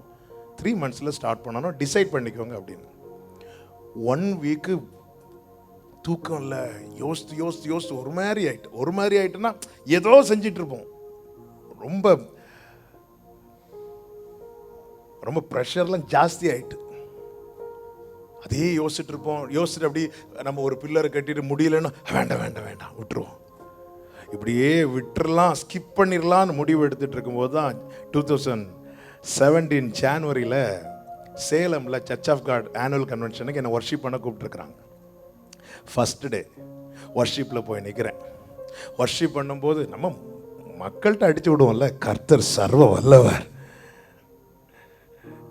ஏன்னா அந்த ப்ராஜெக்ட் அப்படியே ஸ்கிப் பண்ணிடலாம், நம்ம ரிஸ்க் எடுக்கக்கூடாது, நமக்கு தெரியாது, நம்ம கையில் காசு கிடையாது, எதுவும் கிடையாது, நம்ம யார்கிட்டையும் போய் கேட்குற அந்த ஒரு அனுபவம் இல்லை. அப்போ ஸ்கிப் பண்ணிடலாம்னு சொல்லிட்டு ஃபர்ஸ்ட் டே ஒர்ஷிப்பில் கர்த்தர் சர்வ வல்லவர், அவரால் செய்யக்கூடாது அதிசயமான காரியம் ஒன்றுமில்லை, அப்படி இப்படிலாம் பேசிகிட்டு இருக்கும்போது என் மனசாட்சி பேச ஆரம்பிக்கிறது, ஏன்டா பொய் சொல்கிற அப்படின்னு. அந்த ஒர்ஷிப்பில் நான் ரொம்ப டிஸ்டர்ப் ஆகிட்டேன். நான் முடிச்சுட்டு வந்து உக்காந்து இருக்கும்போது, ஒன்று கர்த்தர் சர்வ வல்லவர்னா இந்த வேலையை செய், அப்படி இல்லைன்னா இனி மேடையில் இதை சொல்லாத. கன்வென்ஷன் முடித்து வீட்டுக்கு வர 3 நாள் ஃபாஸ்டிங் ப்ரேயர் போடணும்னு சொல்லிட்டு ஜெபிக்கலான்னு சொல்லிட்டு போய் உட்காந்துருக்கிறேன். ஆண்டவர் ஆகாயிலேருந்து பேச ஆரம்பித்தாங்க. களஞ்சியத்தில் விதை தானியம் இருக்கா? இல்லை ஆண்டவரே. திராட்சை செடியும் அத்தி மரமும் பலன் கொடுக்குதா? இல்லை ஆண்டவரே. இல்லை அப்போ நீ வேலை செய்யாத, அப்படி தானே சொல்லியிருக்கணும். ஆண்டவர் சொன்ன, நான் இன்று முதல் உன்னை ஆசீர்வதிப்பேன் என்றார். அதன் அர்த்தம் என்ன? யார் கையும் பார்க்காத, திராட்சை செடியும் அத்தி மரமும் பலன் கொடுக்கல, யார் கையும் பார்க்காத, நான் உன்னை ஆசீர்வதிப்பேன்னு சொல்லிட்டேன்ல, இனி நீ என்ன மட்டும் பாரு. நான் பார்த்தேன், அவர் செய்தார் என்று சொல்வதை காட்டிலும் என்னை அவர் பார்க்க வைத்தார், எனக்குள்ள விசுவாசத்தை துவக்கினார், வேலையை ஆரம்பிக்க வைத்தார். 1 வருஷத்துல கர்த்தர் கிருபையாய் அந்த ஆலயத்தை கட்டி முடிக்க தேவன் கிருபை செய்தார். ஹல்லேலூயா, ஹல்லேலூயா. எங்க அப்பா என்னெல்லாம் இது இப்படி இருக்கணும், சர்ச்சில் அது இருக்கணும், இது இருக்கணும்னு சிரிச்சுட்டே சொன்னாங்களோ, அது அத்தனையும் இருக்கும்படி தேவன் கிருபை செய்தார். என்ன தெரியும், எங்க அப்பாவுக்கு தரிசனம் முடியல, ஒரு பார்ட்டு தான் முடிஞ்சிருக்கு. எங்க அப்பாவுக்கு ஆண்டவர் கொடுத்த தரிசனம் பெருசு, அதை பல முறை சபையில ஷேர் பண்ணி இருக்கிறாங்க. அதுல ஒரு பார்ட்டு தான் நிறைவேறி இருக்கிறது. இனி என்னை கொண்டு எத்தனை பார்ட் நிறைவேற்ற போறாருன்னு எனக்கு தெரியாது. ஆண்டவர் தாவீதை கொண்டு செய்ய வேண்டிய காரியம், சாலமோன் எல்லாமே தாவீதை கொண்டு செய்யல. தேவன் ஒரு ஸ்தானத்தில் கொண்டு வந்து வைத்திருப்பதற்கு ஒரு திட்டம் இருக்கிறது. அந்த திட்டம் தற்செயலாய் உனக்காய் எழுதப்பட்ட திட்டம் அல்ல, அது ஏற்கனவே எழுதப்பட்ட திட்டம், உன் தகப்பன் மேல் வைக்கப்பட்ட திட்டம். அதனுடைய தொடர்ச்சி தான் கர்த்தர் உன்னை வைத்திருக்கிறார். உன்னை கொண்டு செய்ய வேண்டியது உன்னை கொண்டு செய்துவிட்டு அடுத்து ஒரு தொடர்ச்சி இருக்கிறது. கர்த்தருடைய வருகை மட்டும் ஊழியம் இருக்கணும். அதுதான் தலைமுறைகளின் தேவன் அவர். ஆமென். ஏன் விழுந்து போன தாவீதின் கூடாரத்தை திரும்ப எடுப்பிக்கிறார் தெரியுமா? அது தேவனுடைய வாக்குத்தத்தம். இந்த கூடாரத்தை எடுத்து நிறுத்தலைன்னா கிறிஸ்து வெளிப்படணும்ல. கிறிஸ்து வெளிப்படும் வரைக்கும் இந்த கூடாரம் நிக்கணும். கிறிஸ்து வெளிப்பட்ட பிறகு அவர் பார்த்துப்பார். அதே போலதான் இனி தேவன் வரும் மட்டும், அவருடைய வருகை மட்டும் இந்த ஊழியம் தொடரணும். தாவீதுக்கு ஒரு விளக்கை ஏற்றுவேன் என்றவர், தாவீது மறைந்ததும் அந்த விளக்கு அணையவில்லை. சாலமோன் மூலமாய் அந்த விளக்கை எரிய வைத்துக் கொண்டிருந்தார். தேவர் உன்னை இந்த ஸ்தானத்தில் வைத்திருப்பது நோக்கத்தை அறிந்து கொள். பிறருடைய ஊழியத்தை பார்த்து, பிறருடைய வாழ்க்கையை பார்த்து ஏங்காதே. உனக்கு கொடுக்கப்பட்ட உன் தகப்பன் மேல் வைக்கப்பட்ட திட்டத்தை நிறைவேற்றவே கர்த்தர் உன்னை இந்த ஸ்தானத்தில் வைத்திருக்கிறார் என்பதை அறிந்து உணர்ந்து செயல்படு. அவங்க அப்படி இருக்கிறாங்க, இவங்க இப்படி இருக்கிறாங்க, ஒரு நாள் அப்படி பார்க்காத. உன்னுடைய ஸ்தானத்தில் அல்ல இன்னொருவரை தூக்கி வைத்திருப்பது. அதே போல இன்னொருவருடைய ஸ்தானத்தில் உன்னை தூக்கி வைக்க மாட்டார். உனக்கென்று தேவன் நிர்ணயித்தது திட்டத்தை செய்யணும். மோசைக்கு தான் ஆண்டவர் சொன்னார். என்ன சொன்னார்? மோசே, உன்னை கொண்டு நான் இஸ்ரவேல் ஜனங்களை கானானுக்குள்ள கொண்டு வருவேன். அப்படி செய்தாரா? செய்யல. இது திட்டம் பெருசு. ஆனா மோசைக்கு கொஞ்சம் தூரம் தான் ஓட விட்டார். விட்டுட்டு மோசைகிட்ட சொல்ற, மோசே நீ வா. வந்துட்டு ஜனங்களை பாதியில விட்டாரா? இல்ல, அந்த ஸ்தானத்துல யோசுவாவை நிறுத்திட்டார். யோசுவாவை நிறுத்தினார். யோசுவா கொண்டு போறார். அதன் அர்த்தம் என்ன? யோசுவாவை விட, மோசையை விட யோசுவா ரொம்ப டாப்னாலே இல்ல. தேவ திட்டம் என்பது அவருடைய பைபிளை நீங்க பார்த்தீங்கன்னா ஆரம்பம் முதல் முடிவு வரை இருக்கிறது. இதே போலதான் நம்மை குறித்து 1000 தலைமுறைக்கு இரக்கம் செய்வேன் என்று தேவன் சொல்லுகிறார் என்றால் நம்முடைய 1000வது தலைமுறை அவர் பார்க்கிறார். நம்ம எத்தனை தலைமுறைங்க பார்ப்போம்? என்னுடைய 1000வது தலைமுறை எப்படி இருக்கும்னு அவர் பார்க்கிறார். நம்ம அவருடைய மகத்துவத்தை வர்ணிச்சுட்டே இருக்கலாம். அப்படி 1000 தலைமுறைக்கு நான் இரக்கம் செய்வேன். என்னுடைய 1000வது தலைமுறை அது பையனா பொண்ணா தெரியாது. அப்ப அவன் லைஃபை பார்க்கிறார், அல்லது அவன் லைஃபை பார்த்துட்டு அவனுக்கு இவ்வளவு இரக்கம் செய்யணும் பார்க்கிறார். அதே போலதான் அவர் திட்டம் வைப்பது. அதாவது நம்ம இருக்கிற சூழ்நிலை தாங்க பல நேரத்தில் நம்மளை சுருக்குது. பட் நம்மையில் வைக்கப்பட்ட தேவ திட்டம் பெருசு. நீ என்னுடைய பிறப்பு சாதாரணமா இருந்தாலும் எனக்காய் பிறப்பிக்கப்பட்ட தேவ திட்டம் பெருசு. மூத்தவன் இளையவனை சேவிப்பான் என்பது யாக்கோபின் வாழ்க்கையை வைத்து எழுதினதல்ல. யாக்கோபு வெளிப்படும் முன்னமே எழுதப்பட்டது. அந்த திட்டத்தை என் தகப்பன் மேல் வைக்கப்பட்ட தேவ திட்டத்தின் தொடர்ச்சியாக தான் என்னை தேவன் அந்த ஸ்தானத்தில் கொண்டு வந்து வைத்திருக்கிறார். சாலமோன் அதை செய்ய ஆரம்பிக்கிறான். தேவன் கொடுத்த ஞானத்தை அதற்காய் பயன்படுத்தினான். தேவன் கொடுத்த ஐஸ்வர்யத்தை அதற்காய் பயன்படுத்தினான். தேவன் கொடுத்த அனுகூலத்தை அதற்காய் பயன்படுத்தினான். தாவீதுக்கு ஆசை இருந்தும் செய்ய முடியல. ஏன்னா யுத்தம் தான், பல போராட்டங்கள், பல நெருக்கங்கள். எங்க அப்பா ஊழிய பாதையில சந்தித்த நெருக்கங்கள் வேற, பிரச்சனைகள் வேற. அருமையான பாஸ்டர்கள் இருக்கிறாங்க. அவங்க கிட்ட அவங்க சந்தித்த பிரச்சனை வேற, அவங்க சந்தித்த நெருக்கம் வேற.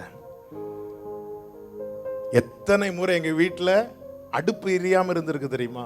ஏன்? ஃபாஸ்டிங் பிரேயர் போட்டதுனாலயா? இல்ல, ஒருவேளை சாப்பிட்டது கூட ஆகாரம். இன்னைக்கு அப்படி எங்களை நடத்தல. போன முறைங்க வரும்போது தான் சொன்னேன்னு நினைக்கிறேன். அன்னைக்கு சாப்பாட்டுக்கு குறை, இன்னைக்கு நாங்க ஒருத்தரை பார்த்து சாப்பாட்டை குறை.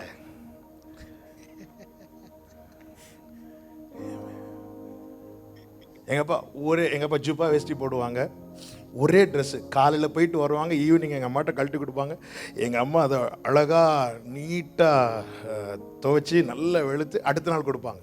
அப்போ போட்டு போவாங்க. அந்த தெருவில் இருக்கிறவங்க சொல்லுவாங்க, இவருக்கு என்ன டெய்லி புது ட்ரெஸ். எங்கள் அப்பா சாப்பாடு இல்லாமல் கேஸில் எங்கள் அப்பாவுக்கு வயிறு வந்து வீங்கிட்டு நடந்து போகும். அவருக்கு வயிறை பாரு.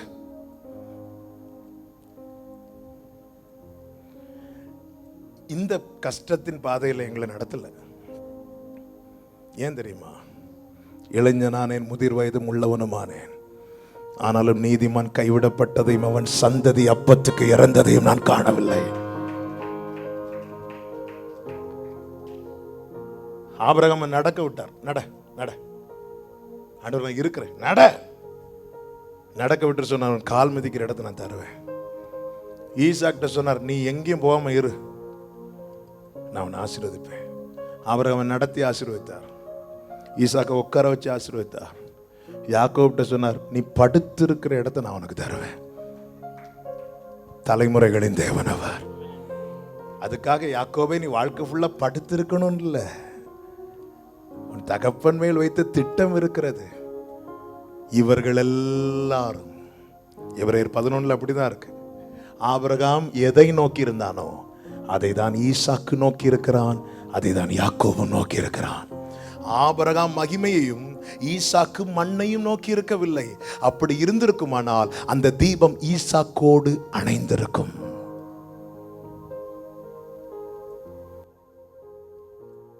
ஒன்று நம்முடைய முடிவு அல்லது கர்த்தருடைய வருகை நிச்சயமா நடக்க தான் போகுது.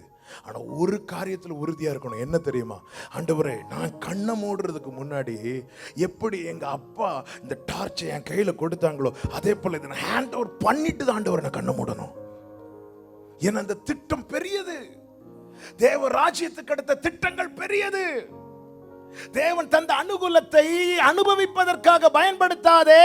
தேவன் தந்த அனுகூலத்தை தேவ திட்டத்தை நிறைவேற்ற பயன்படுத்து. உன்னை கொண்டு எவ்வளவு செய்யணுமோ அவ்வளவு செய்யட்டும். நீ உன்னை கொண்டு செய்ய வேண்டிய காரியத்தை நீ செய். உன்னால செய்து முடிக்கல, ஐயோ ஆண்டவரே எனக்கு இவ்வளவு பலவீனமா இருக்குது, என்னால முடியல, அதை குறித்து கலங்காதே. அடுத்து ஒரு யோசுவாவை கர்த்தர் வைத்திருப்பார்.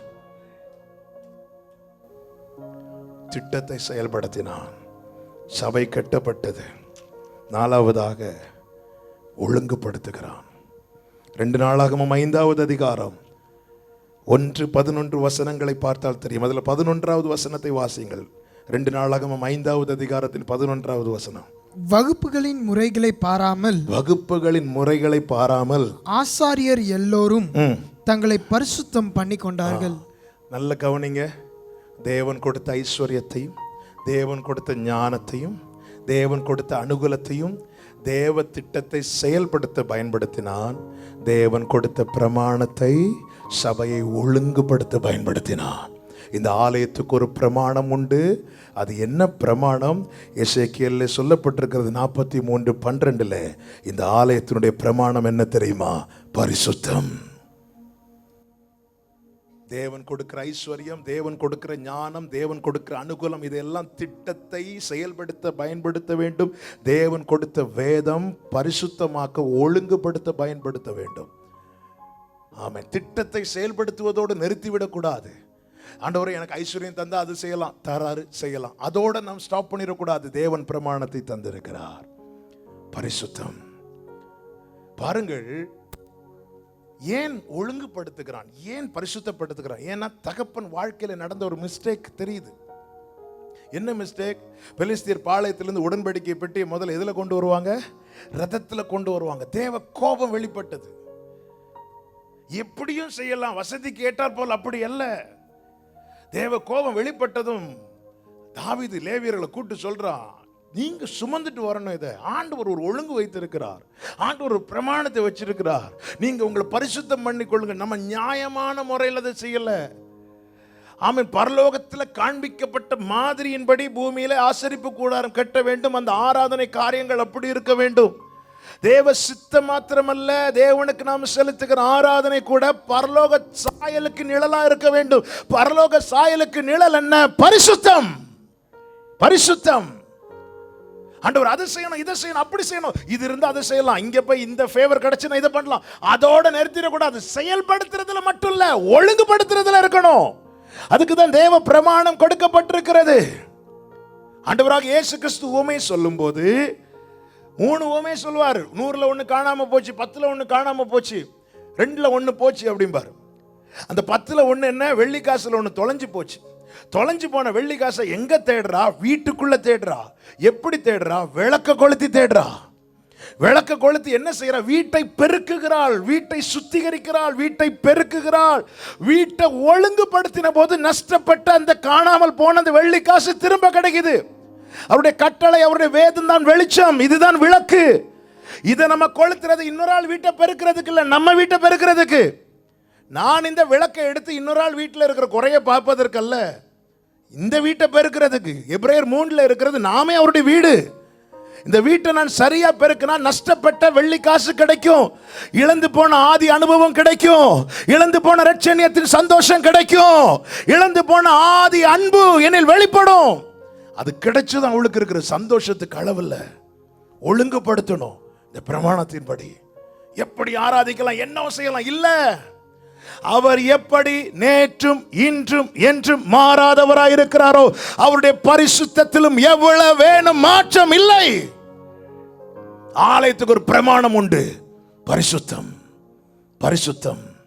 நான் பரிசுத்தராய் இருக்கிறது போல நீங்களும் பரிசுத்தராய் இருங்கள் என்றல்ல, எனக்கு ஏற்ற பரிசுத்தராய் இருங்கள். தெசலோனிக்கேயர்ல சொல்லப்பட்டிருக்கிறது, நான் வெளிப்படும் போது நீங்க எப்படி இருக்கணுமா? பரிசுத்தவான்களா இருக்கணும் இல்ல, பிழையற்ற பரிசுத்தவான்களா இருக்கணுமா?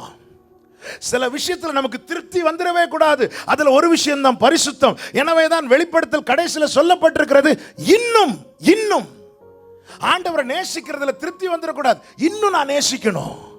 ஆண்டவரை தேடுறதுல திருப்தி வந்துடக்கூடாது, இன்னும் நான் தேடணும். அதே போல பரிசுத்தத்துல திருப்தி வந்துடக்கூடாது. ஆண்டவரே நான் ஒண்ணு இல்லை, ஆண்டவரே நான் இப்போ என்னில் ஒரு பரிசுத்தம் வெளிப்படுகிறது, அதுல நான் திருப்தி அடைஞ்சிட்டேன்னா என்ன செய்வேன் தெரியுமா? நான் இன்னொரு ஆள் கண்ணில் இருக்கிற குறைய பார்க்க ஆரம்பிச்சிருவேன். 5 அதிகாரம் வர ஏசாயா எல்லாருக்கும் ஐயோ போடுறார். வீடு மேல வீடு வாங்குறவனுக்கு ஐயோ, நிலத்துக்கு மேல நிலம் வாங்குறவனுக்கு ஐயோ. ஏசாயா ஒரு சர்ச் வச்சிருக்கிறான்னு வைங்களேன். அந்த சர்ச்சில் சாட்சி டைமில் ஒருத்தங்க வந்து சந்தோஷமாக சொல்கிறாங்க, கர்த்தருக்கு ஸ்தோத்திரம், கர்த்தர் எனக்கு ஒரு வீடு இருந்துச்சு, கர்த்தர் ஜெபத்தை கேட்டு இன்னொரு வீட்டை தந்தார். நாம இருந்தால் ஹalleluya எல்லாரும் சேர்ந்து கர்த்தரை மகிமைப்படுத்துவோமோ? ஏசாயா மைக் எடுத்து என்ன சொல்லுவார் தெரியுமா? உனக்கு ஐயோ. எல்லாருக்கும் ஐயோ போட்டுட்டு இருந்த ஏசாயா 6வது அதிகாரத்தில் தேவ சமூகத்தில் போய் அவருடைய மகத்துவத்தை, சேராபீன்கள் வெளிப்படுத்தின தேவ பரிசுத்தத்தை பார்த்து, ஆண்டவரே நான் அசுத்த உதடுகள் உள்ளவன், ஹல்லேலூயா, இது போதாது ஆண்டவரே, இன்னும் இரவு பகல் தேவ சமூகத்தில் இருந்து தேவனோடு முகமுகமாய் பேசின மோசே கேட்கிறான், ஆண்டவரே மகிமையை பார்க்கணும். இன்னும் இதுதான் மகிமை மோசேன்னு காட்டல. ஆண்டவர் சொன்னார், நீ நாளைக்கு காலையில் ஆயத்தமாயிட்டு வா. என்ன ஆண்டவர் 40 நாள் ஃபாஸ்டிங் இருந்து ஜெபம் பண்ண, இது ஆயத்தம் இல்லையா? இல்லை, காரணம் நீ மண்ணை பார்க்க கேட்கல, மகிமையை பார்க்க கேட்கிற. ஒழுங்குபடுத்தணும், வேதத்தை நேசிக்கணும், இதை வாசிக்கணும், இதை சுவாசிக்கணும். இது கண்ணாடி. டெய்லி காலையில கண்ணாடி முன்னாடி எதுக்கு போய் நிற்கிறோம்? இன்னொருத்தங்களை பார்க்கறதுக்கா? இல்லை, நம்மளை பார்க்கறதுக்கு. நம்ம வீட்டில் ரூமில் சேரில் உட்காந்துருக்கிறோம், பெல் அடிக்கிறாங்க, எடுத்ததும் எழும்பி போக மாட்டோம். எடுத்ததும் கண்ணாடி முன்னாடி போய் நம்ம சரியாக இருக்கிறோமான்னு பார்த்துட்டு தான். நாம் ஒவ்வொரு நாளும் நம்மை பார்க்காம இன்னொருத்தங்களை பார்க்கறதே கிடையாது. நம்மளை பார்க்காம இன்னொருத்தங்களை என்னைக்காவது பார்த்துருக்கிறோமா? இல்லை. கண்ணாடி முன்னாடி நின்று நம்மை பார்த்து நம்மை சரி பண்ணின பிறகு இன்னொருத்தங்களை பார்க்க போகிறோம். பேதுரு, உன்னை குறித்த தேவ திட்டம் பெரிதுதான் பேதுரு, எல்லாம் ரைட்டு தான். ஆனா நீ குணப்பட்ட பின்பு உன் சகோதரனை ஸ்திரப்படுத்து. நீ குணப்பட்ட பின்பு உன் சகோதரனை ஸ்திரப்படுத்து. இந்த வேதம் என்னும் கண்ணாடிக்கு முன்னாடி நாம நிக்கணும். கண்ணாடிக்கு முன்னாடி நிற்கும் போது கண்ணாடி காண்பித்து கொடுக்கும், இன்னென்ன காரியம் சரி பண்ணணும்ப்பா, சரி பண்ணணும். அனுதினமும் நாம மாசத்துக்கு ஒருக்க கண்ணாடி பார்க்கறவங்க இருக்கிறோமா? மாசத்துக்கு ஒருக்க கண்ணாடி மாத்துறவங்க தான் இருப்போம். நான் 1ஆம் தேதி காலைல கண்ணாடி பார்ப்பேன், அதுக்கப்புறம் அடுத்த மாதம் 1ஆம் தேதி. அப்படியா? இல்லை, ஒவ்வொரு நாளும் இல்லை. சிலர் பேக்லேயே வச்சிருப்பாங்க, சிலர் இன்னொருத்தங்க போட்டிருக்க கண்ணாடியில் தெரியுதான்னு கூட பார்ப்பாங்க. இப்படி இதை பார்க்கணுங்க, இதை பார்க்கணும்.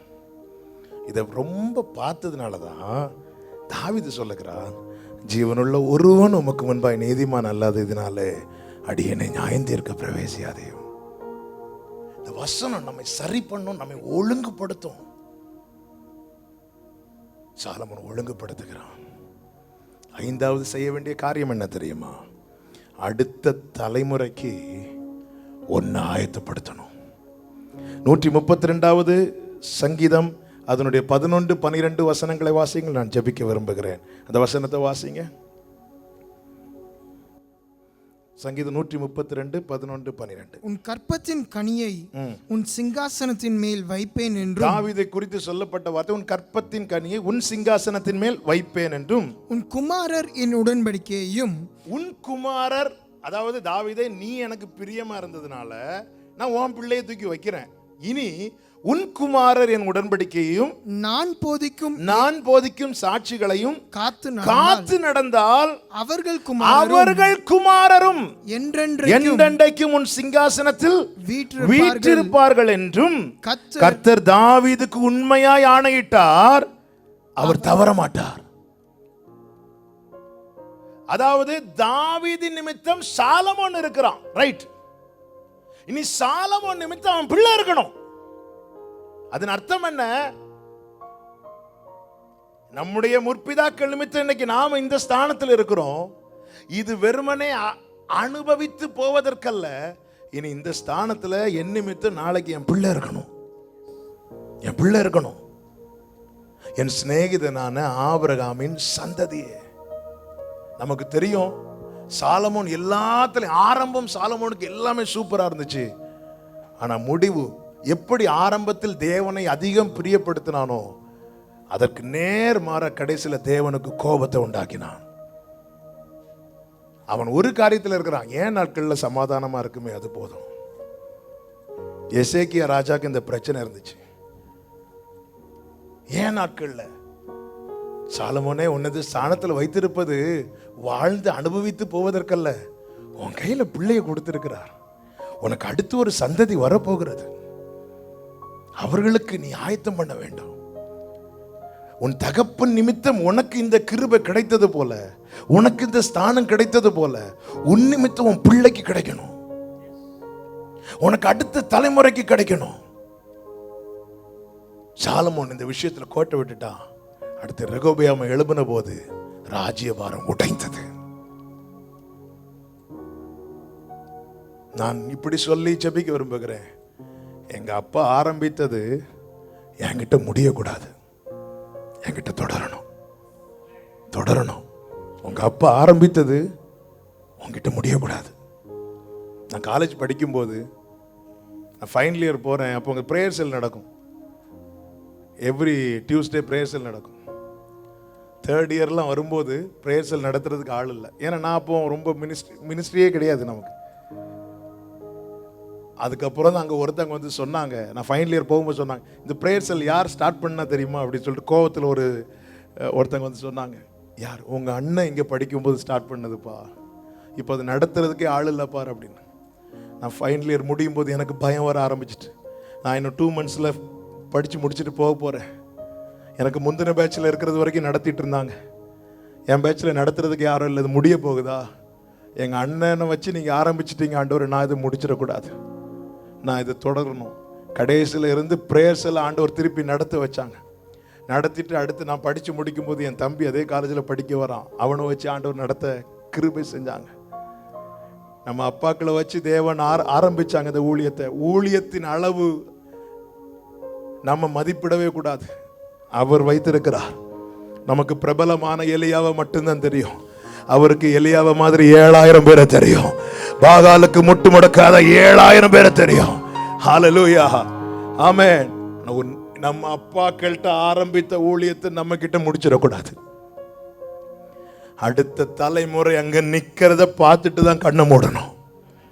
ஆமென் சொல்லுங்க பார்க்கலாம். ஹல்லேலூயா. சாலமோன் இதுல கோட்டை விட்டுட்டான். அடுத்த தலைமுறை எழும்பிச்சு, நிக்க முடியல, உடைஞ்சிட்டு. எனக்கு கேட்கிற அன்பு சகோதரா சகோதரி, அன்பு தம்பி தங்கச்சி, என்னோட பெரியவங்க இருக்கிறீங்க, ஒரு காரியத்தில் உறுதியா இருங்க. என் தகப்பனாரிடத்தில் 2008 எங்க அப்பாவுக்கு ஒரு பெரிய மரண போராட்டம். செத்துட்டாங்கன்னு தான் நினைச்சாங்க. நான் அப்போதான் ஊழியத்துக்கு ஆரம்பம். ஆனாலும் இங்கேயும் அங்கேயுமா இருந்தேன். ஒரு மீட்டிங்கில் கீபோர்டு வாசிக்க போயிருக்கிறேன். ஒரு சண்டே ஈவினிங் நைட்டு மீட்டிங் முடிச்சு பார்க்குறேன், என் ஃபோனில் 50க்கு மேலே மிஸ்டு கால் கிடக்கு. அப்போது எனக்கு பயம் வந்துட்டு, ஏன்னா நிறைய நம்பர்ஸ்லேருந்து வந்துச்சு. திருப்பி கூப்பிட்டு கேட்டால், எங்கே இருக்கிறீங்க, சீக்கிரம் வாங்க, அப்பா ரொம்ப சீரியஸாக இருக்கிறாங்க அப்படின்னு சொல்லிட்டு சர்ச்சிலேருந்து ஒரு பிரதர் சொன்னாங்க. 2008 அப்போது நேர வாரம் வந்துட்டு வர வழியிலே நான் ஆண்டவர் கெஞ்சிறேன் ஆல்ரெடி. ஏன்னா எனக்கு எங்கள் அப்பாவை ரொம்ப பிடிக்கும். எங்கள் அப்பாவுக்கு சின்ன ஒரு பலவீனம் வந்தாலே நான் ஆண்டவர்கிட்ட தீர்மானம் எடுப்பேன், ஆண்டவர் இனிமேல் நான் இப்படி இருப்பேன் அப்படி இருப்பேன். அன்றைக்கெல்லாம் அழுக நெஞ்செல்லாம் அடைக்குது. நேரம் வாரேன், வீட்டு ஃப்ரெண்டு ஃபுல் ஆட்கள் நிற்கிறாங்க, நிறைய கார் நிற்குது. நான் நினைச்சேன் போச்சு அப்படின்னு. நேரா உள்ள போய் பார்க்குறேன், அப்பான்னு கூப்பிடுறேன். அப்பா அப்படி கண்ணை திறந்து இப்படி பார்க்குறாங்க. ஒன்றும் இல்லை அப்படின்னாங்க. கையை இப்படி பிடிச்சிட்டு முத்தம் விட்டுட்டு எங்கள் சர்ச்சுக்கு மேலே ஓடினேன். விழுந்து கிடந்து அழுத நைட்டு. அப்பாவுக்கு ஏதாவது ஆச்சுன்னா என்ன ஆண்டவரே, ஆண்டவர் இந்த தீபத்தை அன்னைக்கு அணைய விட்டுருப்பாருன்னா இன்னைக்கு இந்த ஜான்சாம் இல்லை. 8 வருஷம் எங்கள் அப்பாவுக்கு ஆண்டவர் கூட்டி கொடுத்தாங்க. எதுக்கு தெரியுமா? என்னை நிறுத்துறதுக்கு.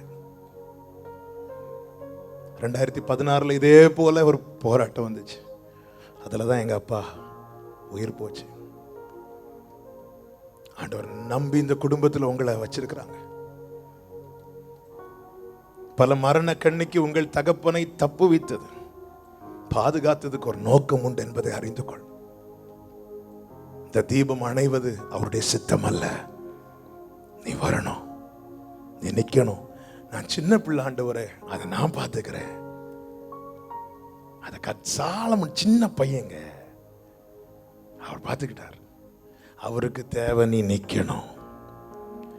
அவர் விரும்பின இடத்துல, அவர் வைத்த ஸ்தானத்துல நீ நின்னா, ஆண்டவர் என்ன சொன்னார்? நீங்கள் நின்று கொண்டு கர்த்தர் உங்களுக்கு செய்யும் ரட்சிப்பை பாருங்கள். நீங்கள் நின்று கொண்டு எந்த ஸ்தானத்தாண்டவர் உங்களுக்கு வச்சிருக்கிறாரோ அங்க நின்று பாருங்க. மீதி அவர் பார்த்து கொள்வார், மீதி அவர் பார்த்துப்பார். என் தகப்பன் பட்ட கஷ்டத்துல எங்க அப்பாலாம்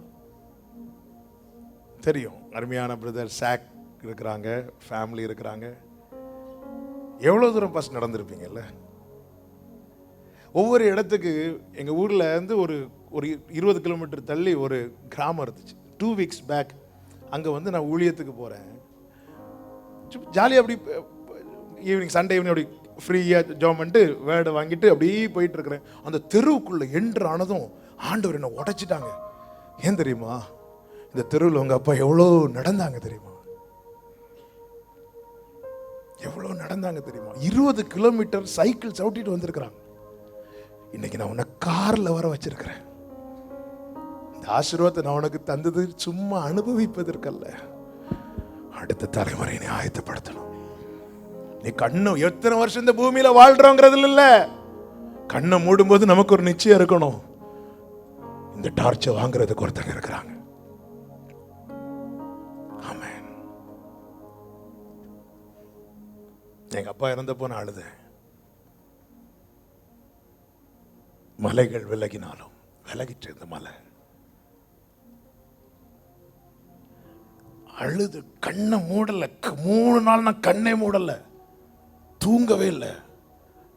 அது ஒரு மாதிரி என்ன அப்படியே அப்நார்மல் ஆகிட்டு 3 நாள் தூங்காம இருந்தா எப்படி இருக்கும்? எனக்கு கண்ணை மூடணும் அப்ப ஞாபகம், கண்ணே மூட மாட்டேன். அப்படி இருந்தேன். செகண்ட் டே, தேர்ட் டேலாம் என்ன ஃபோர்ஸ் பண்ணி தூங்க வைக்கிறாங்க, ஃபோர்ஸ் பண்ணி சாப்பிட வைக்கிறாங்க. எங்கள் அண்ணெல்லாம் அப்போ தான் சிங்கப்பூர்லேருந்து வராங்க, சத்தம் போடுறாங்க, ஏதாவது சாப்பிட்டுட்டு நில்லு, நீ தான் நிற்கணும் அப்படின்னாங்க. சாப்பிட்டு நில்லுனாங்க. முடியாது, முடியல. அந்த இடத்துல என்ன வச்சு பார்க்கவே முடியல. ஆனால் அவர் வச்சு பார்த்தார். ஆண்டவர் தயவினால உன்னை வைத்திருப்பது, இந்த குடும்பத்தில் பிறக்க வைத்திருப்பதற்கு, இந்த விளக்கு அணையக்கூடாது என்பதற்காக இந்த குடும்பத்தில் உன்னை பிறக்க வச்சிருக்கிறார். நீ பல நேரத்தில் உங்க அப்பாவை அற்பமா பார்க்கிறியா? இருக்கும்போது அருமை தெரியாது. எங்க அப்பா இறந்ததுக்கு அப்புறம் நான் என்னெல்லாம் நினைச்சு அழுதுன்னு தெரியுமா? எங்க அப்பாவை நான் என்ன மாதிரி எல்லாம் கஷ்டப்படுத்தி இருக்கிறேன்னு நினைச்சு அழுதேன். எங்க அப்பா சொல்லி நான் என்னெல்லாம் கேட்கலன்னு நினைச்சு அழுதேன். எங்க அப்பா சொன்னதை நினைச்சு நான் எதெல்லாம் அப்படி அசால்ட்டா விட்டு அதுல நினைச்சு நான் அழுதேன். ஆமென். தேவன் கிருபையாய் வைத்திருக்கிறார் இந்த ஸ்தானத்துல. அனுபவித்து விடுவதற்கல்ல, அடுத்த தலைமுறைக்கு இந்த டார்ச்சை கொண்டு கொடுக்கணும். நம்பி தந்திருக்கிறார், உண்மையுள்ளவன் என்று எண்ணி தந்திருக்கிறார். பயபக்தியோடு இந்த விசுவாச ஓட்டத்தை ஓடணும். ஆண்டவரே, எனக்கு நீங்க சொன்னதை நான் செய்து முடிக்கணும். எனக்கு அந்த கிருபை வேணும், எனக்கு அந்த ஞானம் வேணும், எனக்கு அந்த உணர்வு வேணும். என்னால இந்த தீபம் அணைஞ்சிடக்கூடாது ஆண்டவரே, என்னால இந்த தீபம் அணைஞ்சிடக்கூடாதப்பா. எனக்கு அப்படி இருக்கணும், இப்படி இருக்கணும், 1000 திட்டங்களை நான் உள்ள சுமந்துட்டு வந்தேன்ப்பா. அதெல்லாம் உடைக்கிறேன். எங்க அப்பா மேல நீங்க ஒரு திட்டம் வச்சிருக்கிறீங்களா ஆண்டவரே? 1000 தலைமுறைக்குன்னு ஒரு திட்டம் வச்சிருக்கிறீங்களா ஆண்டவரே, அதுல என்னை இணைத்து செயல்பட நான் என்னை அர்ப்பணிக்கிறேன் ஆண்டவரே. எல்லாரும் கண்களை மூடி தேவ சமூகத்துல அப்படியே கொஞ்சம் எழுப்பி நிற்பீங்களா? என் மேல் நீர் வைத்தவும் கரமே இம்மட்டும் என்னை நடத்தினதே, என் மேல் நீர் எல்லாரும் கண்களை மூடி. கரமே இம்மட்டும் என்னை நடத்தினதே, ஒன்றுமில்லா என் நிலை கண்டு, ஒன்றுமில்லா என் நிலை கண்டு, ஓ அசட்டை பண்ணாதவரே, அன்பால் எல்லாம் தந்தீரே, தயவாய் பெற்றே தகப்பனே நன்றி. அப்பா தயவாய் பெற்றே தகப்பனே, என் மேல் நீர் வைத்த, என் மேல் நீர் வைத்த கரமே இம்மட்டும் என்னை நடத்தினதே. 2 கைகளை உயர்த்தி சொல்லுங்க. இந்த குடும்பத்துல பிறந்ததுக்காக ஸ்தோத்திரம் சொல்லுங்க. உங்கள் தகப்பனாருக்காக ஸ்தோத்திரம் சொல்லுங்க. என் மேல் நீர் வைத்த, என் மேல் ஆண்டவர் உங்களுக்கு தந்த ஊழியங்களுக்காக ஸ்தோத்திரம் சொல்லுங்க. உங்கள் குடும்பத்துக்காக ஸ்தோத்திரம் சொல்லுங்க. என் மேல் நீ வைத்த, நன்றி அப்பா, நன்றி அப்பா. மட்டும் என்னை ஒன்றுமில்லா, ஒன்றுமில்லா என் நிலை கண்டு, ஒன்றுமில்லா என் நிலை கண்டு, ஆமென். அசட்டை பண்ணாதவரே, அன்பால் எல்லாம் தந்தீரே, தயவாய் பெற்றே தகப்பனே நன்றி. தயவாய் பெற்றே தகப்பனே. ஒரு 2 நிமிஷம் நீங்க அப்படியே கண்களை மூடி உங்க குடும்பத்தை நீங்க இப்ப உங்க நினைவுல கொண்டு வாங்க. உங்களுக்கு தேவன் தந்த ஊழியம், உங்கள் பெற்றோருக்கு அவங்களை கொண்டு தேவன் துவங்கின அந்த ஊழியம்,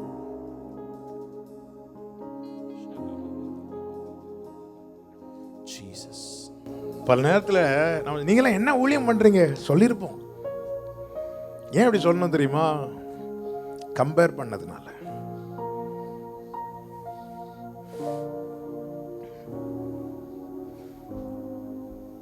ஆண்டவர் ஒவ்வொருவருக்கும் ஒரு ஓட்டத்தை வச்சிருக்கிறாருங்க. முந்தினவன் பேதுரு என்று அழைக்கப்பட்டாலும் பேதுருவை கொண்டு வந்தது அந்திரேயா. புதிய ஏற்பாட்டில் பாதிக்கு மேல புஸ்தகங்களை எழுதினது பவுல், ஆனாலும் பவுலை கிருபைக்குள்ள நடத்தினது அனனியா. அனனியா ஃபேமஸ் கிடையாது, ஆனா கர்த்தர் என்ன நோக்கத்துக்காய் வைத்தாரோ அதை செய்தார். அதே போலதான் இந்த குடும்பத்துல தேவன் உங்களை பிறக்க வைத்திருப்பதுக்கு ஒரு நோக்கம். நான் ஏன் இந்த குடும்பத்துல பிறந்தேன் அப்படின்னு நீங்க பல முறை முறுமுறுத்து இருக்கலாம். ஆண்டவர் இந்த வார்த்தையை தந்து ஒவ்வொரு காரியத்தை பேசும் போதும் நான் என் ஆவியில நல்லா உணர்ந்தேன், கர்த்தர் இன்னைக்கு உங்களோடு இடைபெற விரும்புகிறார். நான் இந்த செய்திக்கு முன்பதாக ஜெபித்தது, ஆண்டவரே யார் யார் இதை கேட்கணுமோ அவங்கள நீங்க கொண்டு வாங்க ஆண்டவரே. அது ஒரு ஆளா இருந்தாலும் சரி, 10 பேரா இருந்தாலும் சரி. எஸ், நீங்க தந்த இந்த வார்த்தை யார் யார் கேட்கணுமோ அவங்கள கொண்டு வாங்க. தேங்க்யூ. என்ன கேட்குற ஒவ்வொருவருக்கும் சொல்றேன், எஸ், இந்த சத்தம் உங்க காதுல நீங்க கேட்கணும், உங்களுக்குள்ள இது விழணும்.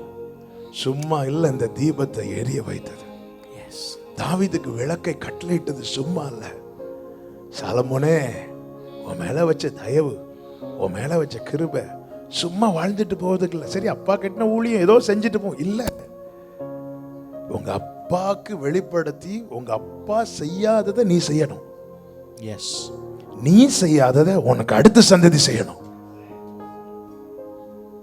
ஆண்டவரே, இந்த ஓட்டத்துல நானும் இணைந்து ஓட தொடர விரும்புகிறேன்ப்பா.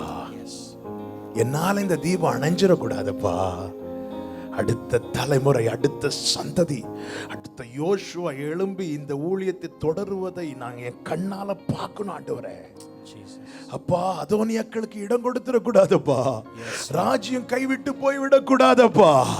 தேவனே, கிருபையா இறங்கணும் சொல்றவங்க ரெண்டு கைகளை விரித்து உயர்த்தி ஏசப்பான்னு சத்தமா கூப்பிடுங்க பார்க்கலாம். ஏசப்பான்னு கூப்பிடுங்க பார்க்கலாம். ஏசப்பா, இந்த தீபம் அணையாமல் காத்துக் கொள்வீராக. ஷபலரகமதரே, நான் தெரிந்து கொண்ட பாதை வேண்டாம், நீர் நியமித்த பாதை போதும் ஆண்டவரே.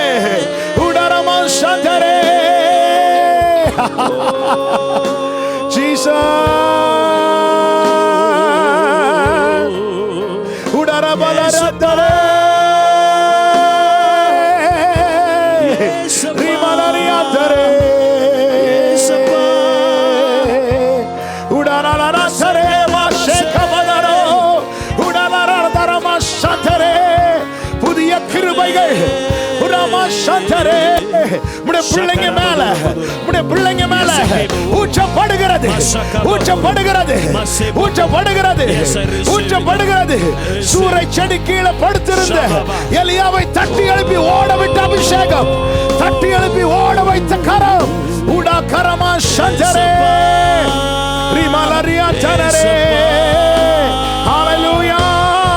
தலைமுறை தலைமுறையா, தலைமுறை தலைமுறையா எங்கள் அழைக்கலமானீரே.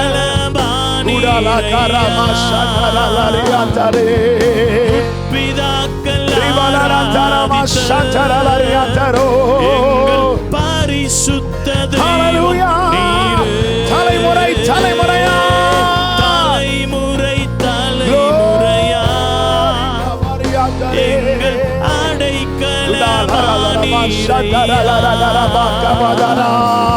முற்பிதாக்கள் ஆராதித்தாமே.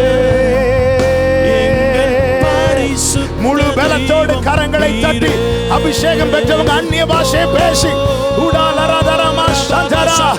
எலியாவை தட்டி எழுப்பி நீ செல்ல வேண்டிய தூரம் வெகு தூரம் என்று ஓட வைத்தவர். இதோ உனக்கு நியமித்த ஓட்டத்திலே உன்னை தொடர்ந்து ஓட பண்ண வேண்டிய பலத்தையும் கிருபையும் சத்துவத்தையும் ஞானத்தையும் உனக்கு தருகிறார், உனக்கு தருகிறார், உனக்கு தருகிறார். நீ வாழ்வதற்கு ஒரு நோக்கம் உண்டு. உன்னை இந்த குடும்பத்தில் பிறக்க வைத்திருப்பதற்கு ஒரு நோக்கம் உண்டு. உன்னை இந்த ஊழியத்தில் இணைத்திருப்பதற்கு ஒரு நோக்கம் உண்டு.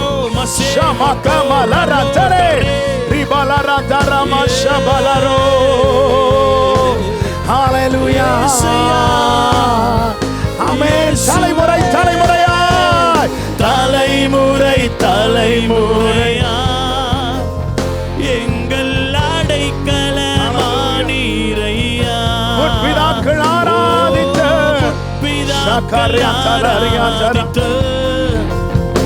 எங்கள் பரிசுத்த தெய்வம் நீரே.